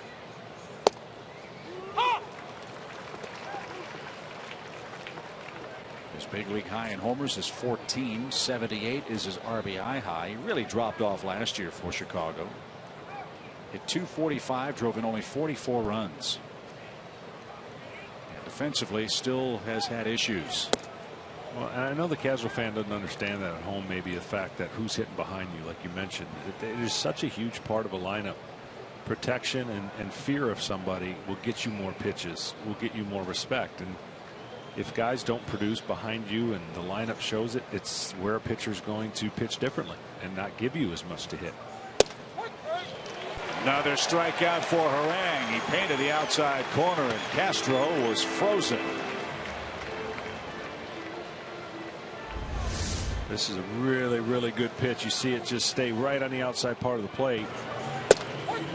Guessing for something, looking for something different in the area of the plate. And sometimes you just tip the hat. You go, you know what? He threw a pitch I wasn't going to go after anyways, and he got the strike. He had 9 strikeouts. His second start against the Mets, got a no decision. Actually, he got beaten that one. He got shut out 4-0. He gave up 2 of the runs.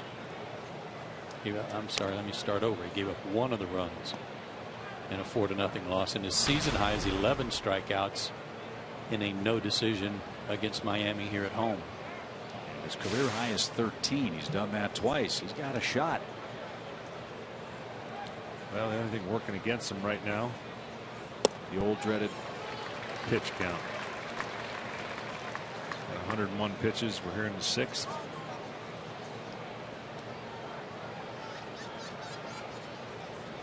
Missed the news last night. Jordan Walden placed on the disabled list for the Braves, a strained hamstring. Ian Thomas is back and in the Braves bullpen,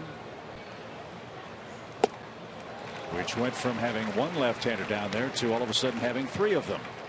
You got Thomas, you got Avilan, and Alex Wood. Although Alex stay down there is going to be a brief one. He's expected to pitch in a starting assignment. I believe it's against the Cardinals next Saturday, I think. Gavin Floyd will pitch for the Braves tomorrow night. He'll face Tim Lincecum. Good grief. That was going to hit him, wasn't it? How did he turn on that?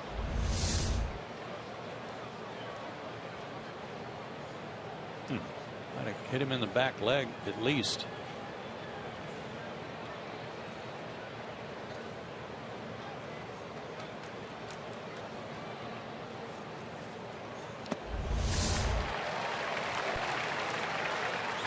That was it tipped and caught?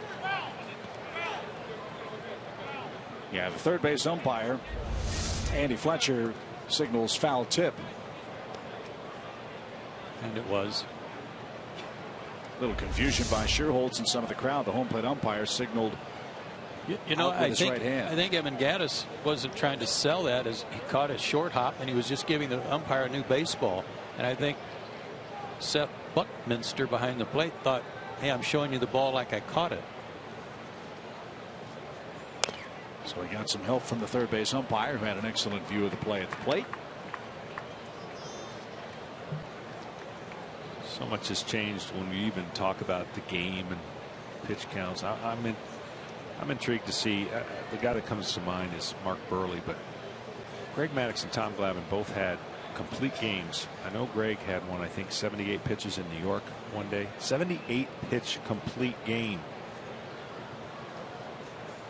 Maddux had one across the street, 79. I mean, not only do we not see. Did I say Maddux? Glavine. Yeah. Not only do we have a lack of complete games, and that's the trend, but I wonder if anyone can do it, you know, under 90 anymore. 78. I think it was an hour and 52-minute game. John Hirschbeck was behind the plate. Other than that, I don't remember a whole lot. Went by too quick. Popped up left side. Chris Johnson's under it, and he'll put it away for the second out. I always love what Greg Maddux described as a perfect game. It wasn't 27 outs with no hits, walks, or errors, or base runners. To him, a perfect game was 27 outs on 27 pitches. Yeah. I remember a game, and I want to say it was John Hirschbeck was the home plate umpire, and in New York, an interleague play against the Yankees, and Greg was walking off the mound, and he'd gotten off to a good start, first 2 or 3 innings, and as he was walking toward the third base dugout, Hirschbeck was walking up the line and just said, "As advertised." Yeah. And Greg told me later, he said, "Well, I knew I had a good shot that night." Back to the mound. And the umpire liked what I was doing. I like what Aaron Harang is doing. He surrendered the lead, got it back, and he's shutting down Chicago. He leads 3-2 in the 6th.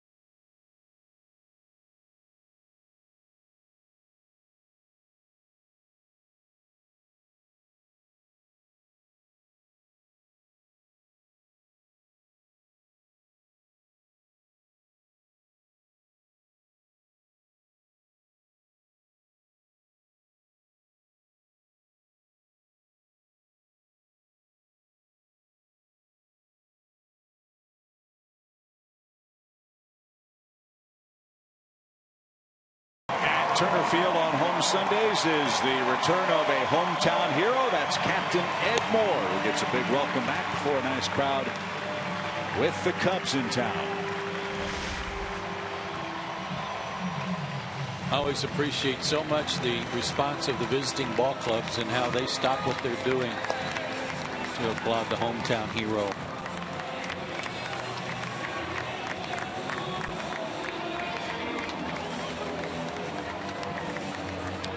Well, it's now time for you to tweet your photo using hashtag SouthFanPhoto for a chance to have it shown in an upcoming broadcast brought to you by AT&T. And this is not on the card, but probably not going to be selected if you don't have your mom in it. Safe to say? Today? You got it. I mean, I'm just throwing that out there. Nobody else did. I'm just throwing it out there. Well, you are the brains of the broadcast. It probably would have been a good idea to suggest that before they picked the picture. That's what I'm saying. Yeah. Now, we know the dog can't wear hats. Can moms wear, of course, Sunday hats? They sure. Right? Okay. So we'll make sure our fans know what the ground rules are to have the optimal chance of having their photo selected today. As that pitch popped away by Freddie Freeman out of play. You know, this day is always a special day for the Braves first baseman who lost his mom when he was a youngster.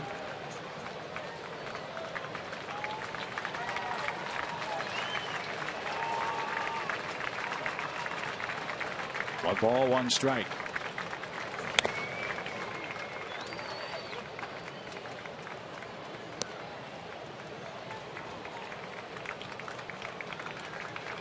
Edwin Jackson pitching a good ball game. He's given up just 4 hits, but the Gaddis homer the difference in the game to this point. Evans on deck next.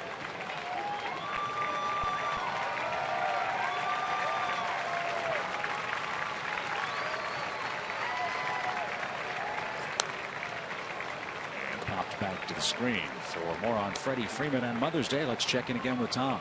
Thanks, Chip. He pays tribute to his late mother, Rosemary, every time he takes the field, not just on Mother's Day. He lost her 14 years ago. One of the most impactful things that she did as a mother from a baseball sense may have been when he was 6 years old playing Little League, and a coach tried to turn him around and bat him right-handed. She pulled him off the field.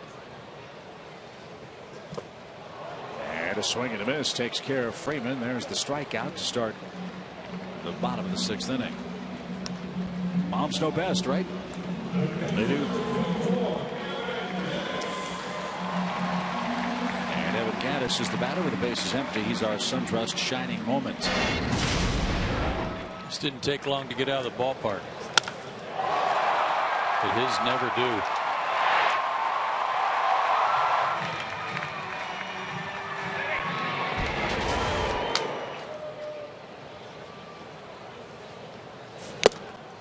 And he was thinking about another one. Gaddis has scored 12 runs. That's the 4th highest total on the club.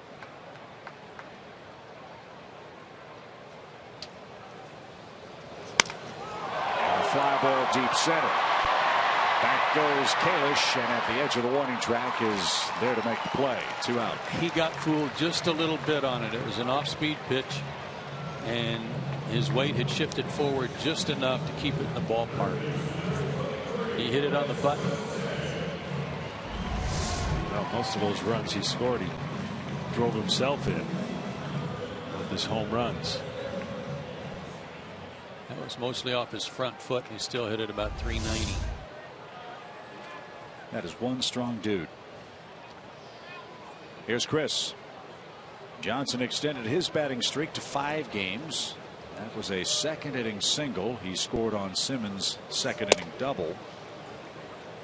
After grounding out to shortstop in the 4th inning, Chris Johnson is now 9 for his last 17. Seems to me, watching him now more from afar than if I were on the mound facing Chris, he's not fazed by how hard you throw it. His trigger and his swing seems to be more geared towards, if you throw it harder, I'm just going to be smoother with it. It's the off-speed stuff that seemed to have gotten him out of funks at times. Well, you said earlier that you were talking about the times where he's been out of sync, and he has said too, we've noticed that it's when he starts going out around baseballs instead of keeping his hands inside. Ripped to left. And now he's getting to the point, fellas, where you really have no way to defend him because he can hit the ball to all fields again. But if you pitch him breaking balls inside, he's already thinking about staying inside the baseball and thinking going the other way, and you throw him a breaking ball, especially something that doesn't have much on it inside, he's really quick inside. He can turn on the ball and ambush one.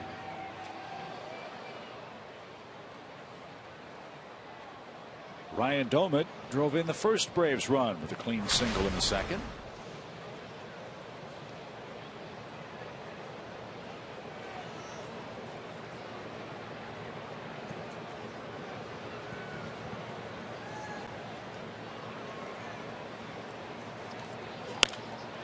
And a little pop into shallow left. Can Castro get there? He can't. Nor can Olt. The throw in toward 3rd was backed up by Jackson. But good base running by Chris Johnson to go from 1st to 3rd on a bloop hit by Ryan Domit. The good thing for Chris here is that there's 2 out. So on the point of contact, he's off to the races. He doesn't have to worry if the ball's going to be caught or not. So he's able to go to 3rd.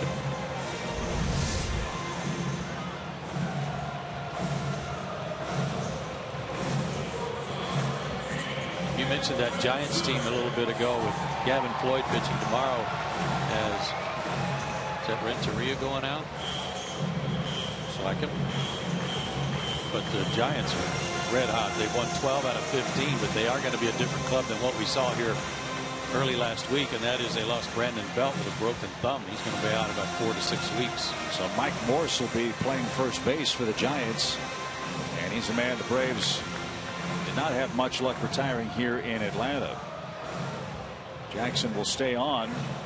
His spot's due third when the Cubs hit in the 7th inning. Well, this is more of a conversation because Harang is due up next, and more than likely Freddie is going to pinch hit. And Ugla standing on the on-deck circle, so you're talking strategy with your pitcher and trying to make sure everyone's on the same page. Only 86 pitches so far for Edwin.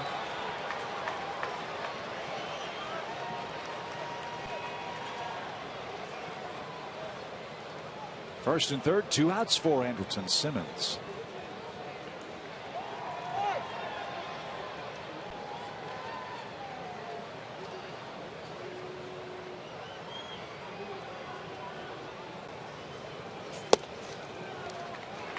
Nice stop by Castillo. 1 ball, no strikes.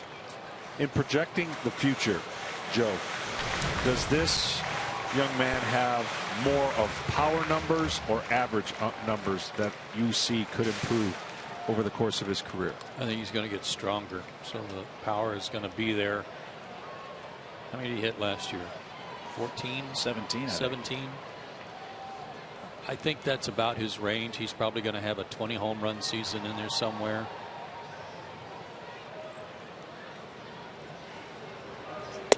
But I have to say, and I'm not, this isn't a negative thought. I love his aggressiveness, but he is so aggressive that sometimes I think that's going to cost him average wise. But he's going to get wiser, smarter. He's going to learn the pitchers a little better. He's going to know his own swing better. I don't think he's going to be a guy hitting at the bottom of the order forever.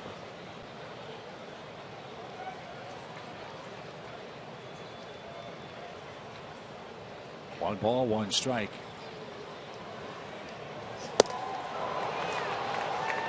Might have been his best fastball. That one was 96 miles an hour.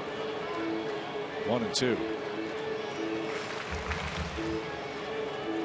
People forget this man's got a no-hitter and an all-star award on his major league resume. Edwin Jackson, despite being well under 500 as a major league pitcher. And his no-hitter, he won 1-0 while with Arizona against Tampa Bay. Yeah, I remember that game. He threw a ton of pitches, walked some guys, I believe. 149 pitches. Yeah.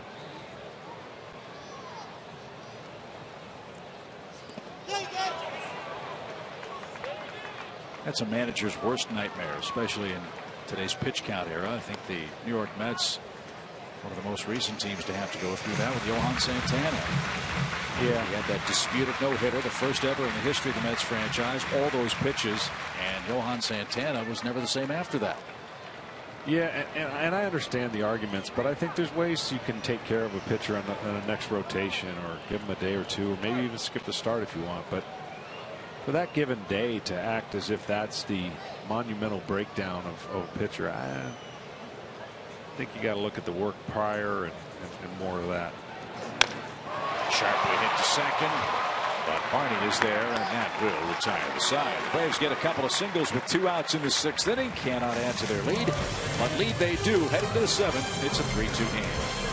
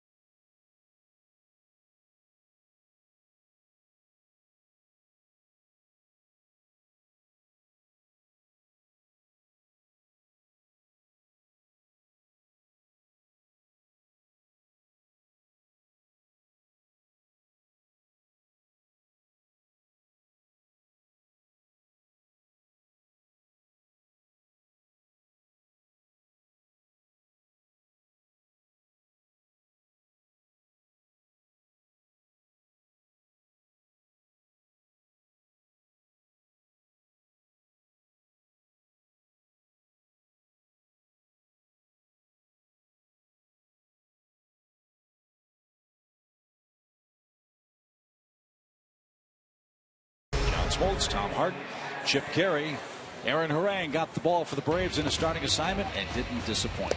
No, I think this is more like the starts he's going to give you. I think when you go in 7-inning no-hitters and doing what he did early, that's a little much to expect to continue, but a very good start. 2 walks, 9 strikeouts in his 6 innings. 107 pitches, I believe it was.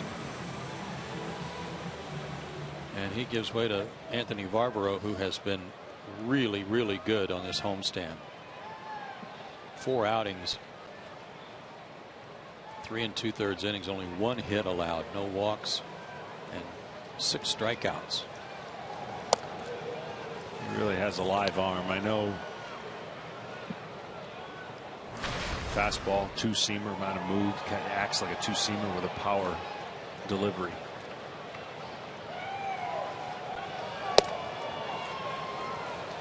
He just missed there. 2 balls, no strikes.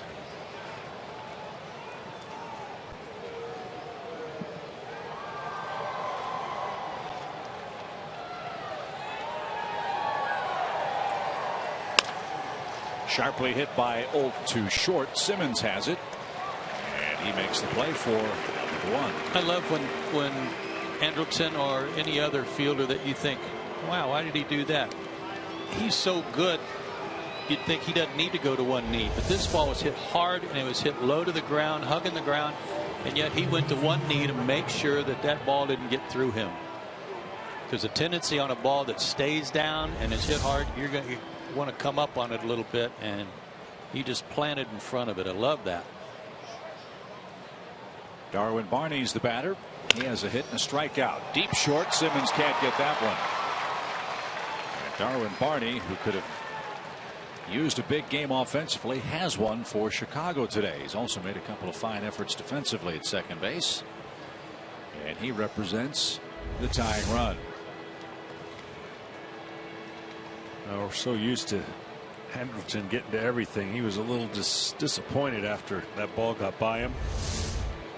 He believes he can make just about every play. If he gets to it, he knows he got that cannon. He can throw out just about anybody. Luis Valbuena will now pinch hit for Edwin Jackson, who went 6 innings. By the way, that swing by Darwin Barney didn't look like it was a slow bat. Now that Valbuena has been announced, the Braves will go to the bullpen, where Ian Thomas was loosening up. He's the man that was called up from AAA Gwinnett after Jordan Walden went to the disabled list. And Thomas has been working on a slider. We'll see if that's in play as we continue in the top of the 7th inning.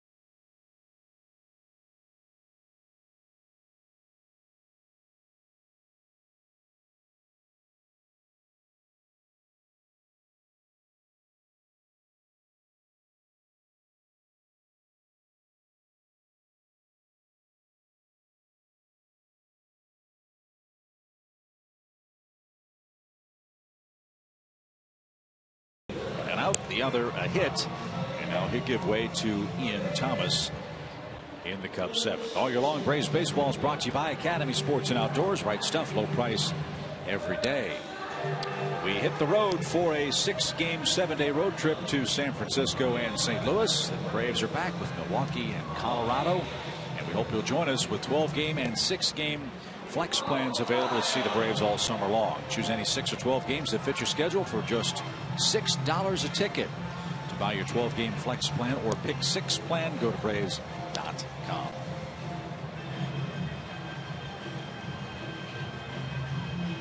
Ian Thomas, there's the numbers. And he's working on the other secondary pitches to complement his fastball. Left-hander that will throw an occasional slider, but now it seems like maybe more of them. We'll see if he's brought it with him from Gwinnett. He made one appearance after he got sent down. That was against Buffalo a few days ago. 3 innings, no hits, runs, or walks, and struck out 5. So that was quite a good outing in his only stint down there.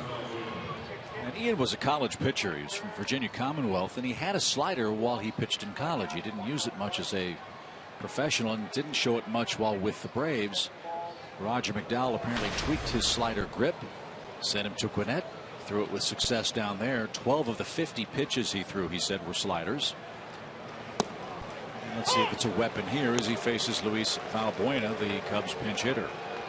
He needs one against lefties. Wouldn't you agree, John? Yeah, I mean, coming out of the pen, it really is, I'm sure, used to starting back before. You would set up hitters with different pitches, but facing left-handers, you got to have that pitch. And that's upstairs. 1 ball, 1 strike.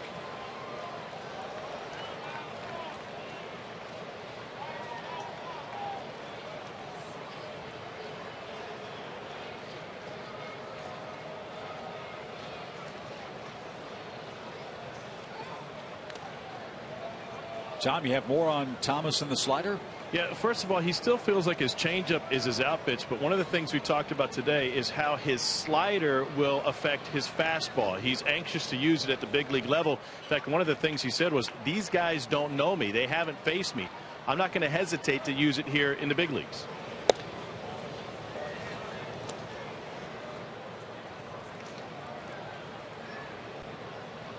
That pitch was up in the zone. Yeah, this was his curveball. More of a change of speed pitch, 73 miles an hour. Slider's going to be thrown off his fastball and have a tighter break.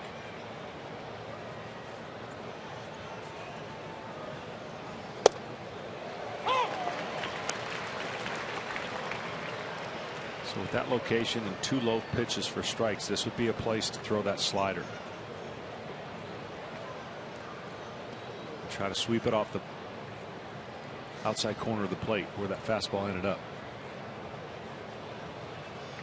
Right back to the fastball though. And it was swung on and missed. I don't know if he wanted to go in there, but what a perfect pitch and a perfect result to take care of Valbuena. Just goes to show you, location's more important than the pitch selection. He was trying to go away, but he threw it uphill and in to the left-hander and got the result that he wanted, even though it wasn't intended in the area he looked at. But it was a good spot because as a left-handed hitter in that situation, he's trying to hang in there, knowing with 2 strikes on him, 2-2 count, he's got to cover that outside third of the plate. And when you see that pitch again, the up and elevated, it looks so good. And that one rode up and in on him. No chance for him to catch up to it. 10 Cubs hitters have struck out today. Ryan Kalish has been victimized twice, once swinging, once looking. He did have a hit in his first at bat. That was a single. And there was his first slider. The tendency in a curveball, you know it's not a hard pitch, so you wait on it and you're creating more big break with that pitch. But with the slider is the tendency you want to hurry up to throw it, which is still the opposite of what you want to have done. The fastball, you can get away with mechanical flaws because it's max delivery for the most part. But that slider's trust factor is, I'm going to throw fastball, but I'm going to turn it, I'm going to break it in a shorter fashion than the curveball.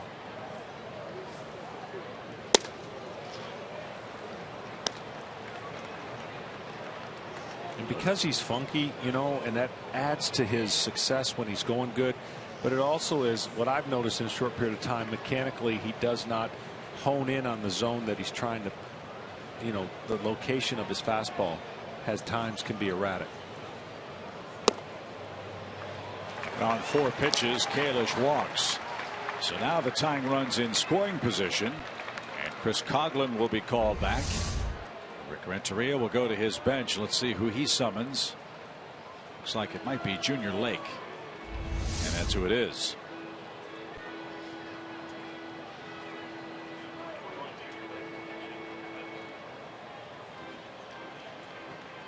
Braves had a right-hander up also, but this is Roger McDowell going out, not Freddie. This is those tough time for a manager. Is you got Anthony Rizzo on deck, who's a left-hander. You've got a 1-run lead. You're hoping he can get through this at bat without any damage, get the 3rd out, or even if he doesn't, you leave him in to face the left-hander Rizzo. And you don't want to make another pitching change because the pitcher spot's due next. You'd have to double switch. Quite possibly just a scouting report trip, wouldn't you say? Could be. Let him know a little bit about Junior Lake.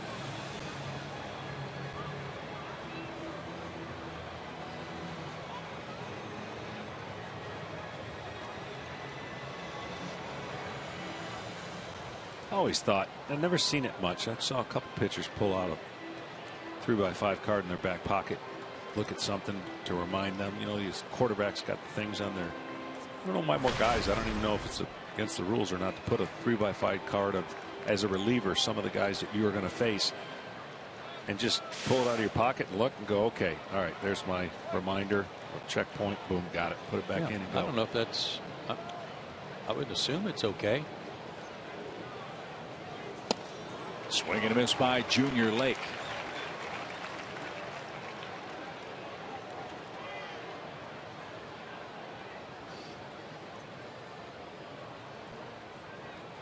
Lake is 0 for 9 this year as a pinch hitter, and 242 overall.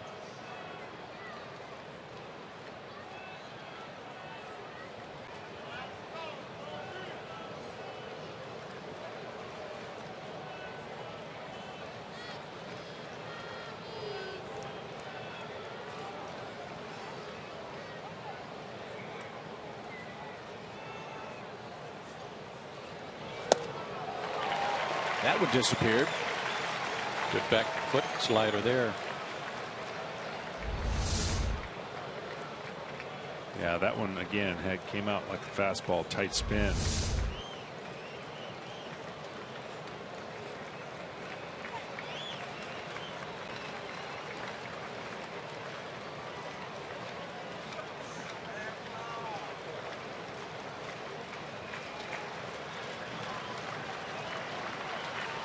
Lake down to his last strike.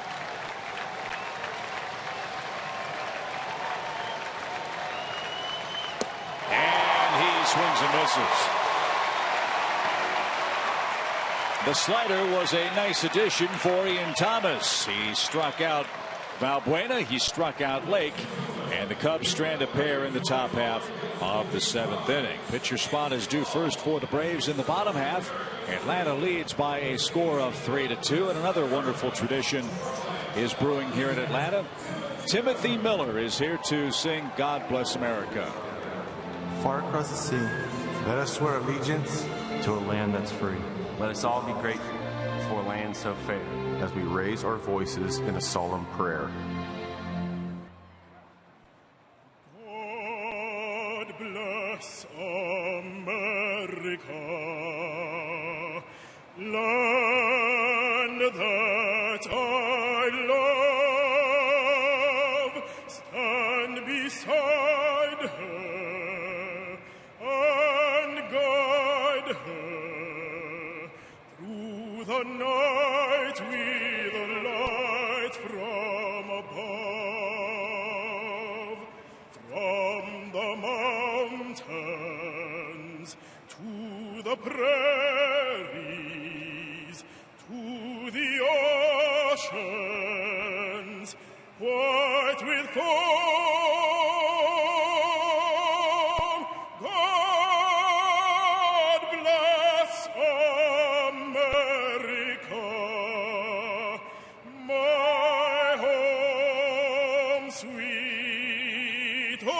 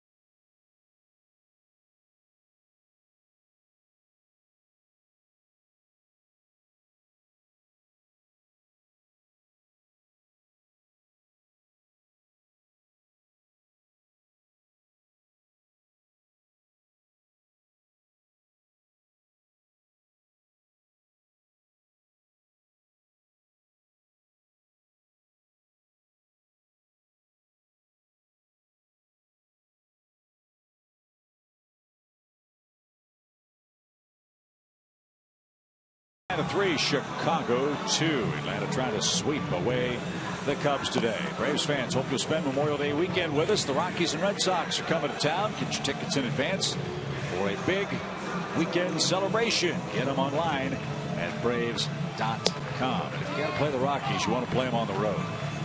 Don't want to play them in Denver. Junior Lake will stay in the game. He'll play left for Chicago. And James Russell will come on and go to work in relief with Edwin Jackson. Already seen Russell this series. Left-hander with pretty hair.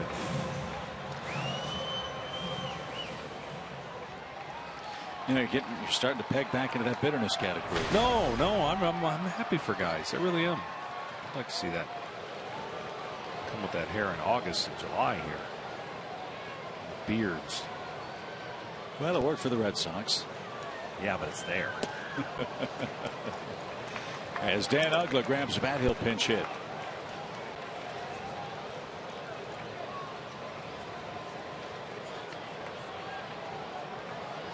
One ball, no strikes for the leadoff man in the Atlanta 7th. I know you guys had to go home last night and pack for this road trip. Did you bring any books? A long flight? Brought movies. A couple books, yep. Oh, good. I'm reading a book right now. What is it? It's about anti-gravity. I can't put it down, though. I would give it to you. Suggest that reading. But just connoisseur I am of those kind of books. Chip, did you notice that I didn't go there? Uggla just got hit by a pitch, and he'll make his way to first base. We're not going to see John for a while. That's why I had to throw one in, guys. I know you. When do we see you again? I think the Red Sox 2-game series. Yeah, so just got to get some of this material out of the system before. Well, I think that's a good thing, because try as I might, I just can't come up with that corny stuff. I know. It's not easy. It isn't. There's a kernel of truth in what you had to say, Joe, as Schaefer bats. Oh, it's rubbing off on you.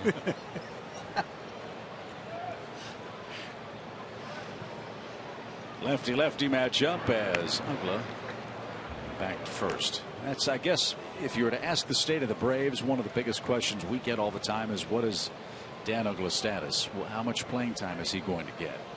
Is he going to get much between Pasternicki and Pena at second base?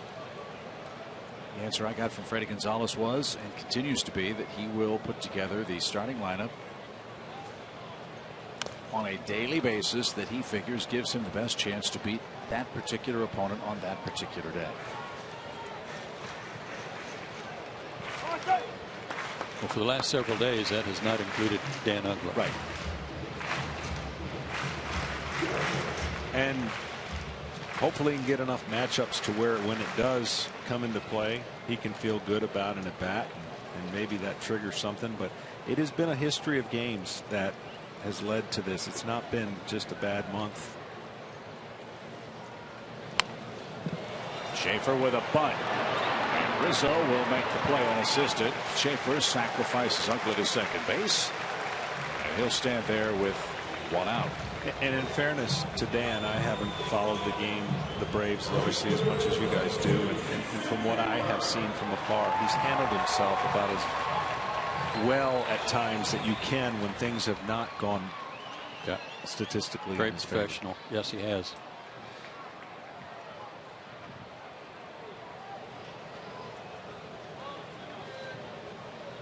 Well, he's got a chance to score a run if Hayward can drive him home.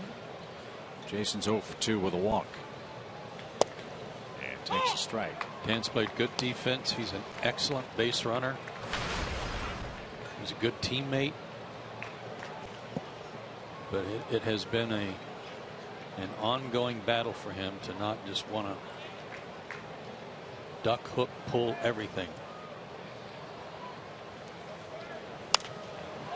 Pop fly foul out of play. It's 0-2. And I think for those of us who know Dan and know of his work ethic and all the hours of work he put in this offseason and in spring training, decisions like the ones the Braves are having to make because of performance are even more difficult. As Joe said, a very popular guy in the clubhouse.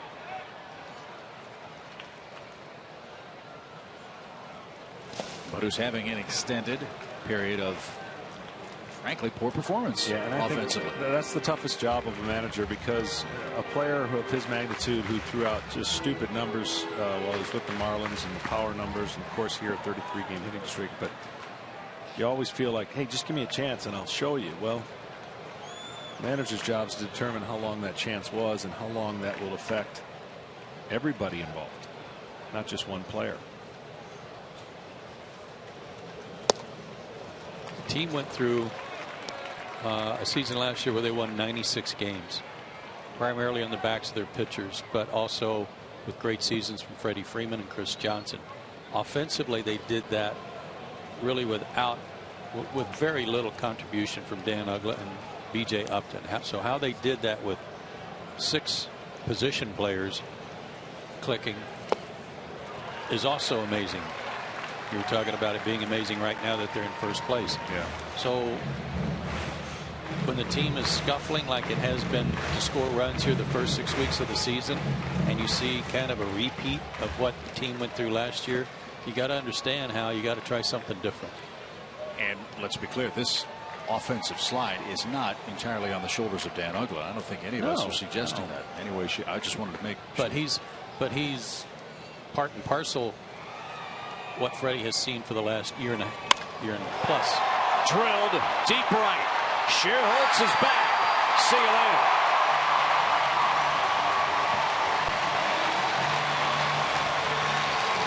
Jason Hayward homers again against the Cubs.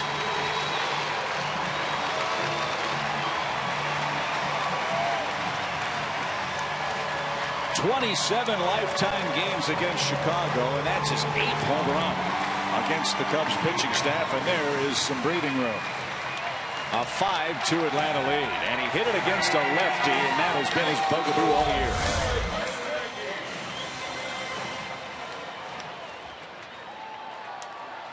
Looked like a breaking ball, John. It was out away from him.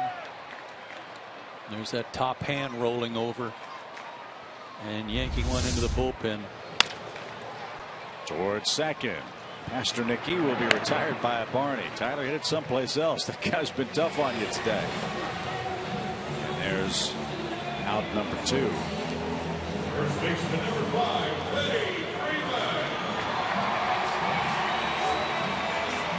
So Uggla reached on a hit by pitch. He scores his 10th run on Hayward's 3rd homer and 10th RBI. Look at that little breathing room. Yeah. Out of play by Freeman. Well, that's got to feel good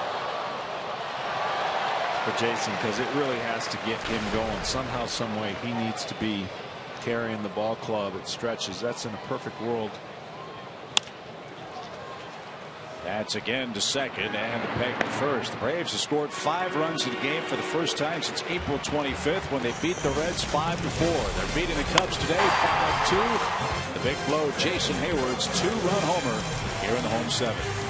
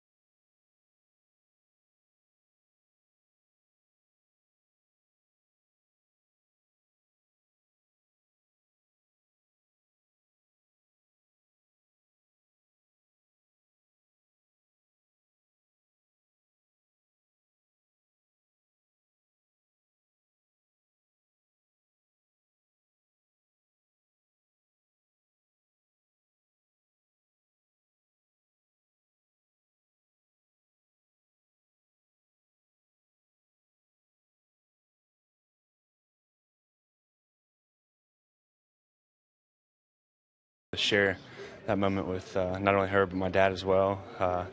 They know all the hard work that I've put in and all the money that they've spent over the years on equipment and driving in hotels and travel ball tournaments and all that good stuff. So it was really fortunate that they were able to be there and see me in my debut and kind of continue the process as we go from there.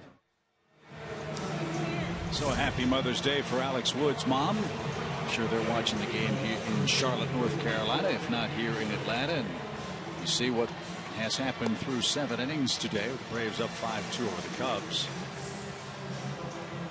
That was really one of the more memorable moments last year.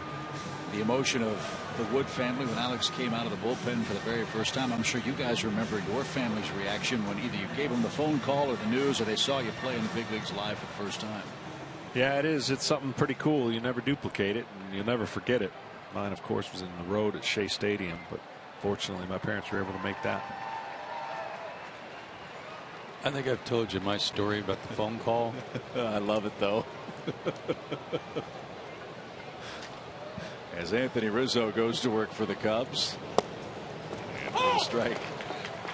I was with the Dodgers, and I got called up. I called home, tell my folks. And my mom was there, but my dad wasn't. And one of my mom's relatives was there, her cousin.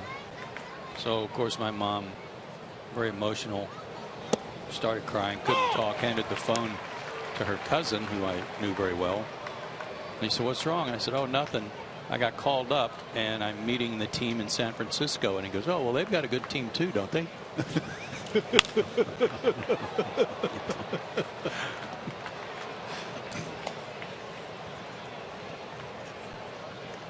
But the tears of Alex Wood's mom, Carol, in Atlanta. Just a few months shy of pitching in Athens, Georgia for the University of Georgia baseball team, and then in the big leagues. And last year Alex went 3-3, 31 games, 11 starts. And she is locked in today. Popped up left field, and no play. It's in the seats. That shot we just had of his mom is kind of reminiscent of some shots we have of Alex when he's pitching. There's a similar look of determination, focus.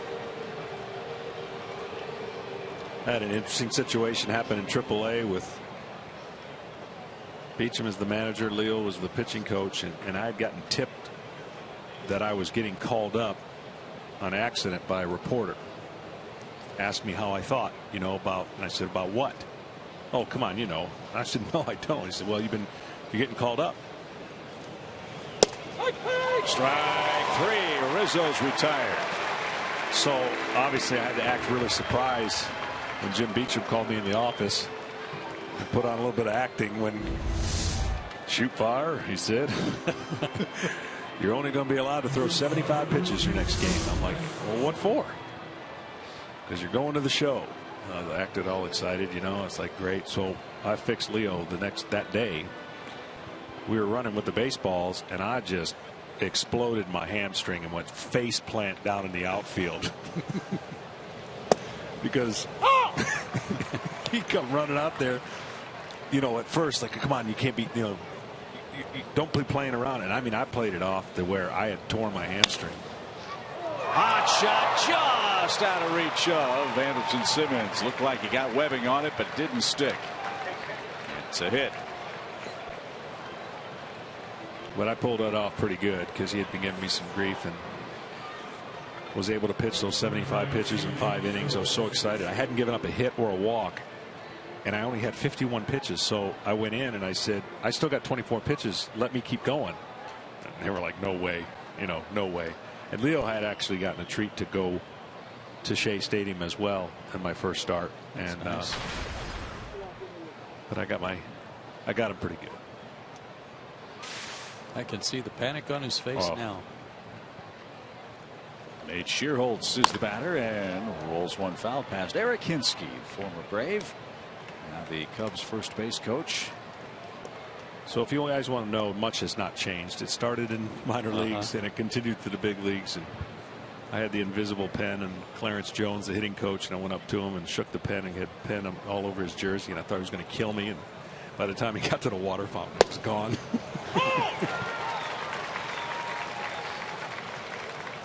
Now we know Tim Hudson, when he got to Atlanta, was one of the great practical jokers on the team. Yeah. He got you a couple times, as we know. Oh, yeah. Got Eddie Perez famously when he hid out in the hotel room closet. Scared Eddie half to death. Were you the practical joker? I like to have fun, and I would do little things. I didn't go out of my way as, I mean, I would be the traditional play butler or play concierge or different things at the hotel and jack with the guys that way. But let me tell you, that Eddie Perez prank. Oh, where Shearholtz takes a call there where Tim dressed up as well. What happened was, what the character is Friday the 13th. Yeah. Is that what that is? So it spooked Eddie so bad, that there was a couple more surprises as we look at this called strike 3. There were some more surprises left in his room. I think there was a snake and a big fake spider that was underneath his covers of his bed. Well, it spooked him out so much that he never even did anything other than go back to the front desk and ask for another room. This one got through Simmons at short. He tried to backhand the play off the bat of Wellington Castillo. We'll see how that's scored. Cubs have 2 on in the 8th. So can you imagine the next guest that came in there? Because that was still left in the room.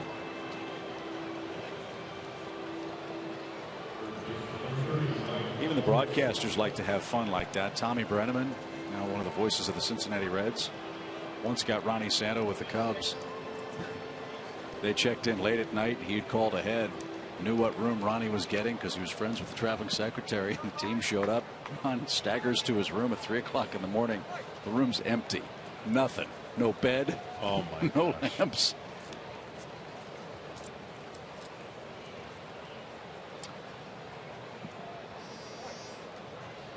So Mike Olt, the hitter, and after a Simmons error, the Cubs have the tying run at the plate and a powerful man in the box. And a quick strike. Alex made 2 great pitches for the strikeouts. 2 fastballs on the outside corner. Perfect location. And Andrelton will be kicking himself over not handling that last one to get out of the inning.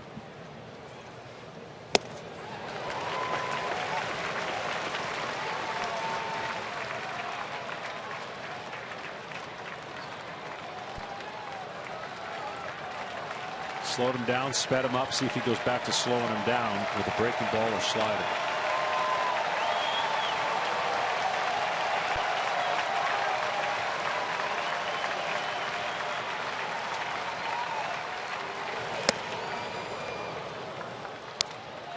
One ball, 2 strikes.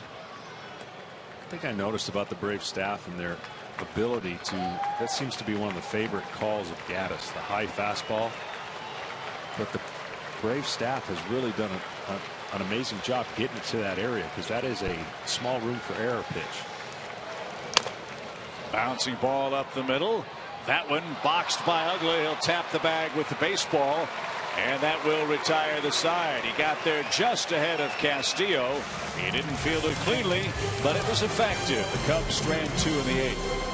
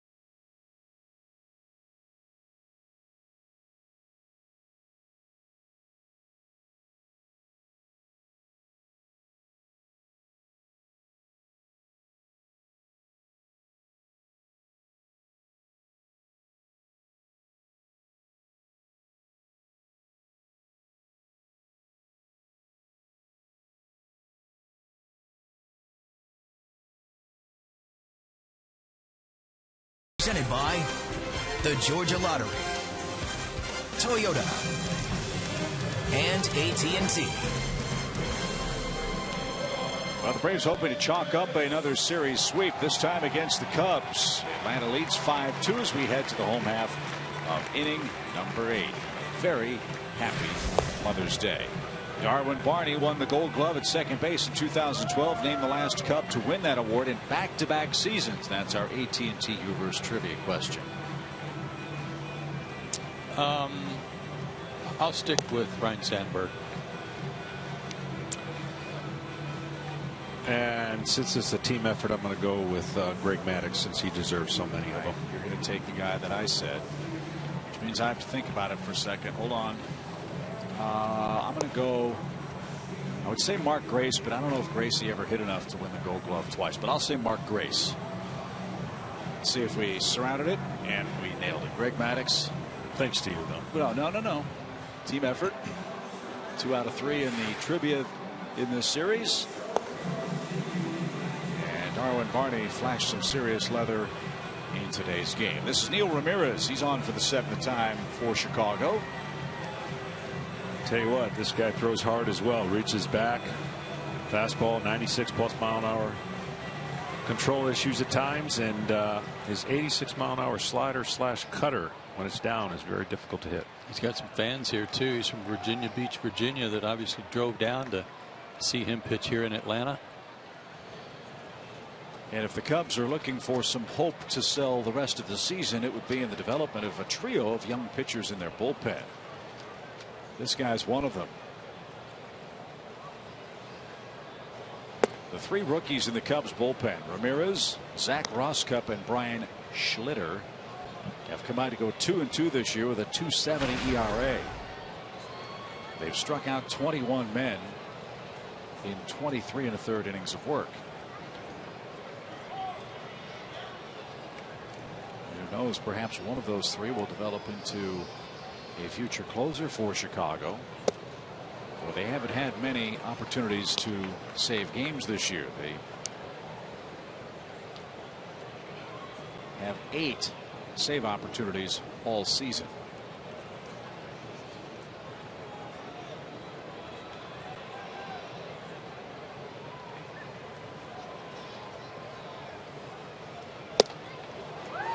And you're right, he's got a big arm. And ball, 2 strikes. He rocks back and really lets it go. I mean, one of the things that today's game provides is the bullpen. You can come out if you don't have a guy throwing hard, you're behind the times, so it seems. And Gaddis chased that high fastball, and strike 3, 1 out. You know, the Minnesota Twins have had a philosophy, and there for a while they led all of baseball with the least amount of walks. They pitched to contact. They didn't have the power arms, and they're having to look and see and how they can adjust, because everybody else has got the power arms, and got to get part of that in your ball club. This guy's got 10 strikeouts now in just 5 innings, and he'd never pitched in the big leagues before he was called up. Chris Johnson's had a big series. He's 7 for 10. And swings the first pitch and drives it to right. That's playable for Shearholtz. And 2 outs. At first glance, and this is the first time I've seen Ramirez pitch, he reminds me of another pitcher the Cubs had for a while who threw pretty hard. Remember Todd Wellemeyer? Yeah.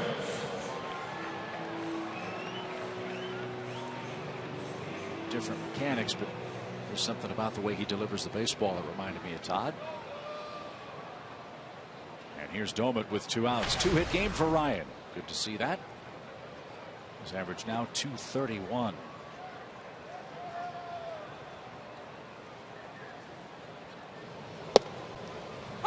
Good hook. Strike 1.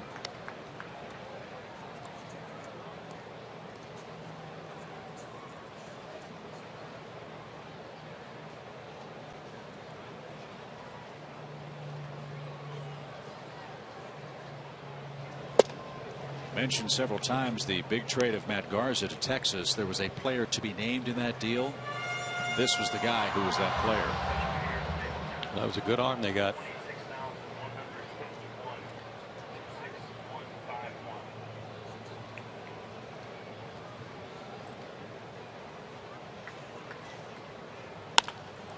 And that's ripped out a play foul. I always wondered about that. There's obviously just a select few players that could be part of the player to be named later pool, I would assume. They just haven't made up their mind at the time of the trade, or they could be pitching maybe in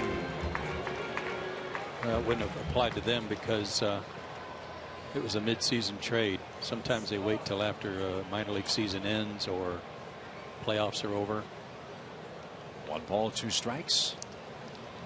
Don't they usually agree on a pool of 3 or 4? We say, all right, here are 4 guys that we agree on. You can choose any 1 or 2 of these 3 or 4 then guys. you send your scouts out to look at these. Okay. This collection, see which one you like the best. Ramirez was a supplemental draft pick in the first round in 2007 when Texas lost Gary Matthews Jr. to the Angels. That's how the Rangers got this guy in the draft.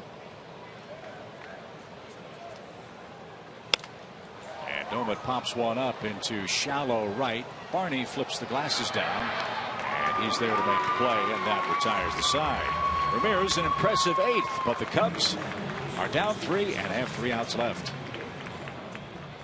This copyright.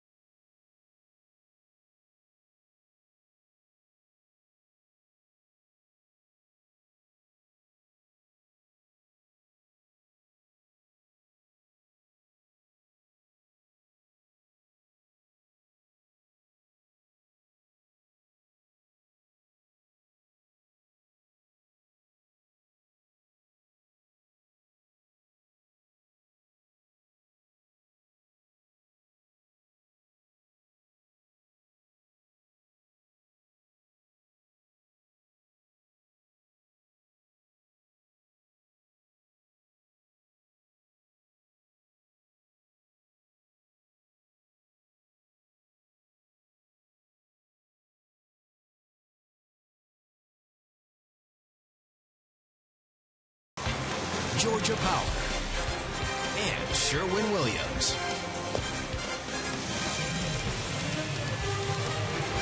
Brooms are out. The Braves need 3 outs to complete a sweep of the Cubs. 5-2, John, is our score today. That's right, and as promised earlier in the game, we have the AT&T fan photo of the game. Tweet your photo to #SouthFanPhoto for a chance to be shown in an upcoming game broadcast brought to you by AT&T. There is a mom on Mother's Day.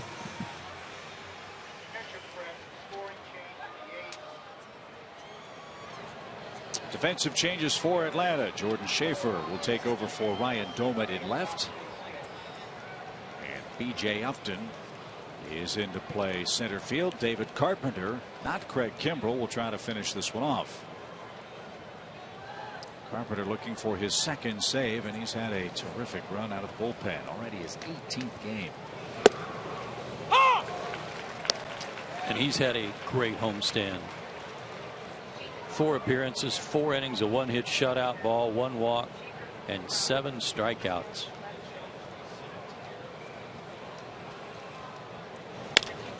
Fly ball to right. Hayward battles the sun, but takes care of Darwin Barney. There's out number 1 in the 9th. Barney's day, 2 for 4 at the plate. And you know, I mean, in this day and age where specialized pitching and the closer typically pitches in these games, that was kind of what I was talking about yesterday, and the ability to get in multiple games in a row and be able to maximize your pitches so you can keep pitching in safe situations and not get it too drawn out.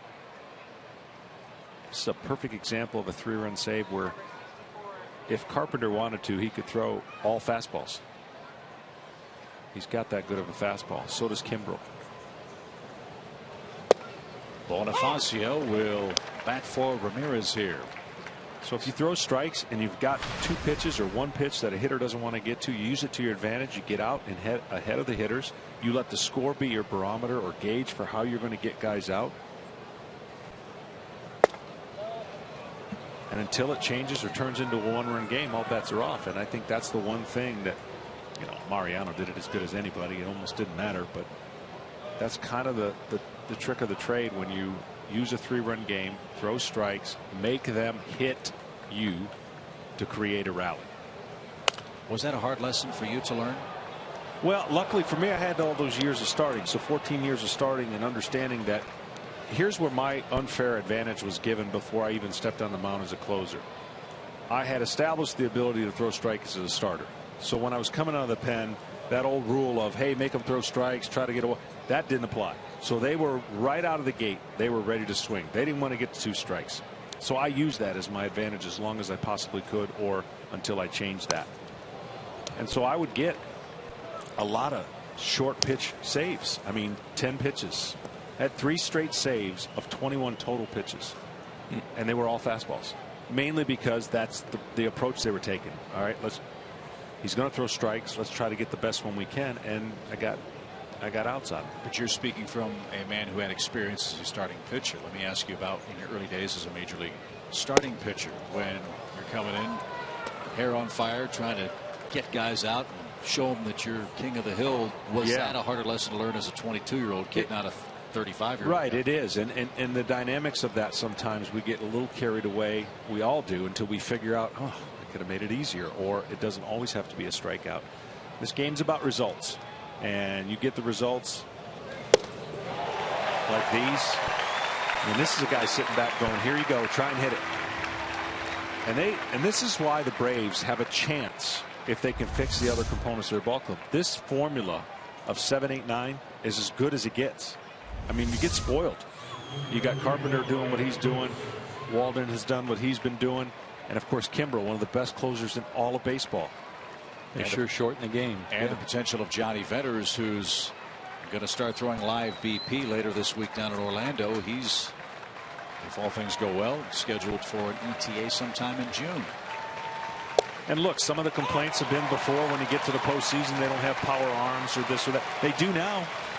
I mean, you've got 2 guys in front of that rotation that have proven they can not only strike you out and shut you down. So it really boils down to the pressure of the offense. Can it be a little more consistent?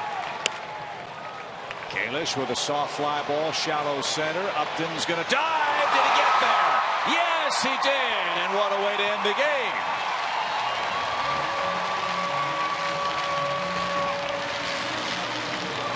B.J. Upton with a sliding catch takes care of Kalish and the Cubs. Carpenter saves it, and the Braves sweep them out of town. I thought Kalish was going to dump another one in there, but B.J. spoiled it, and a nice sweep to end the homestand. Which finishes with a 4-5 record. And to put an exclamation point on John's comment a moment ago, with this pitching, if the Braves score 5 a day, they're going to be in very good shape. They were today on Mother's Day Sunday in Atlanta.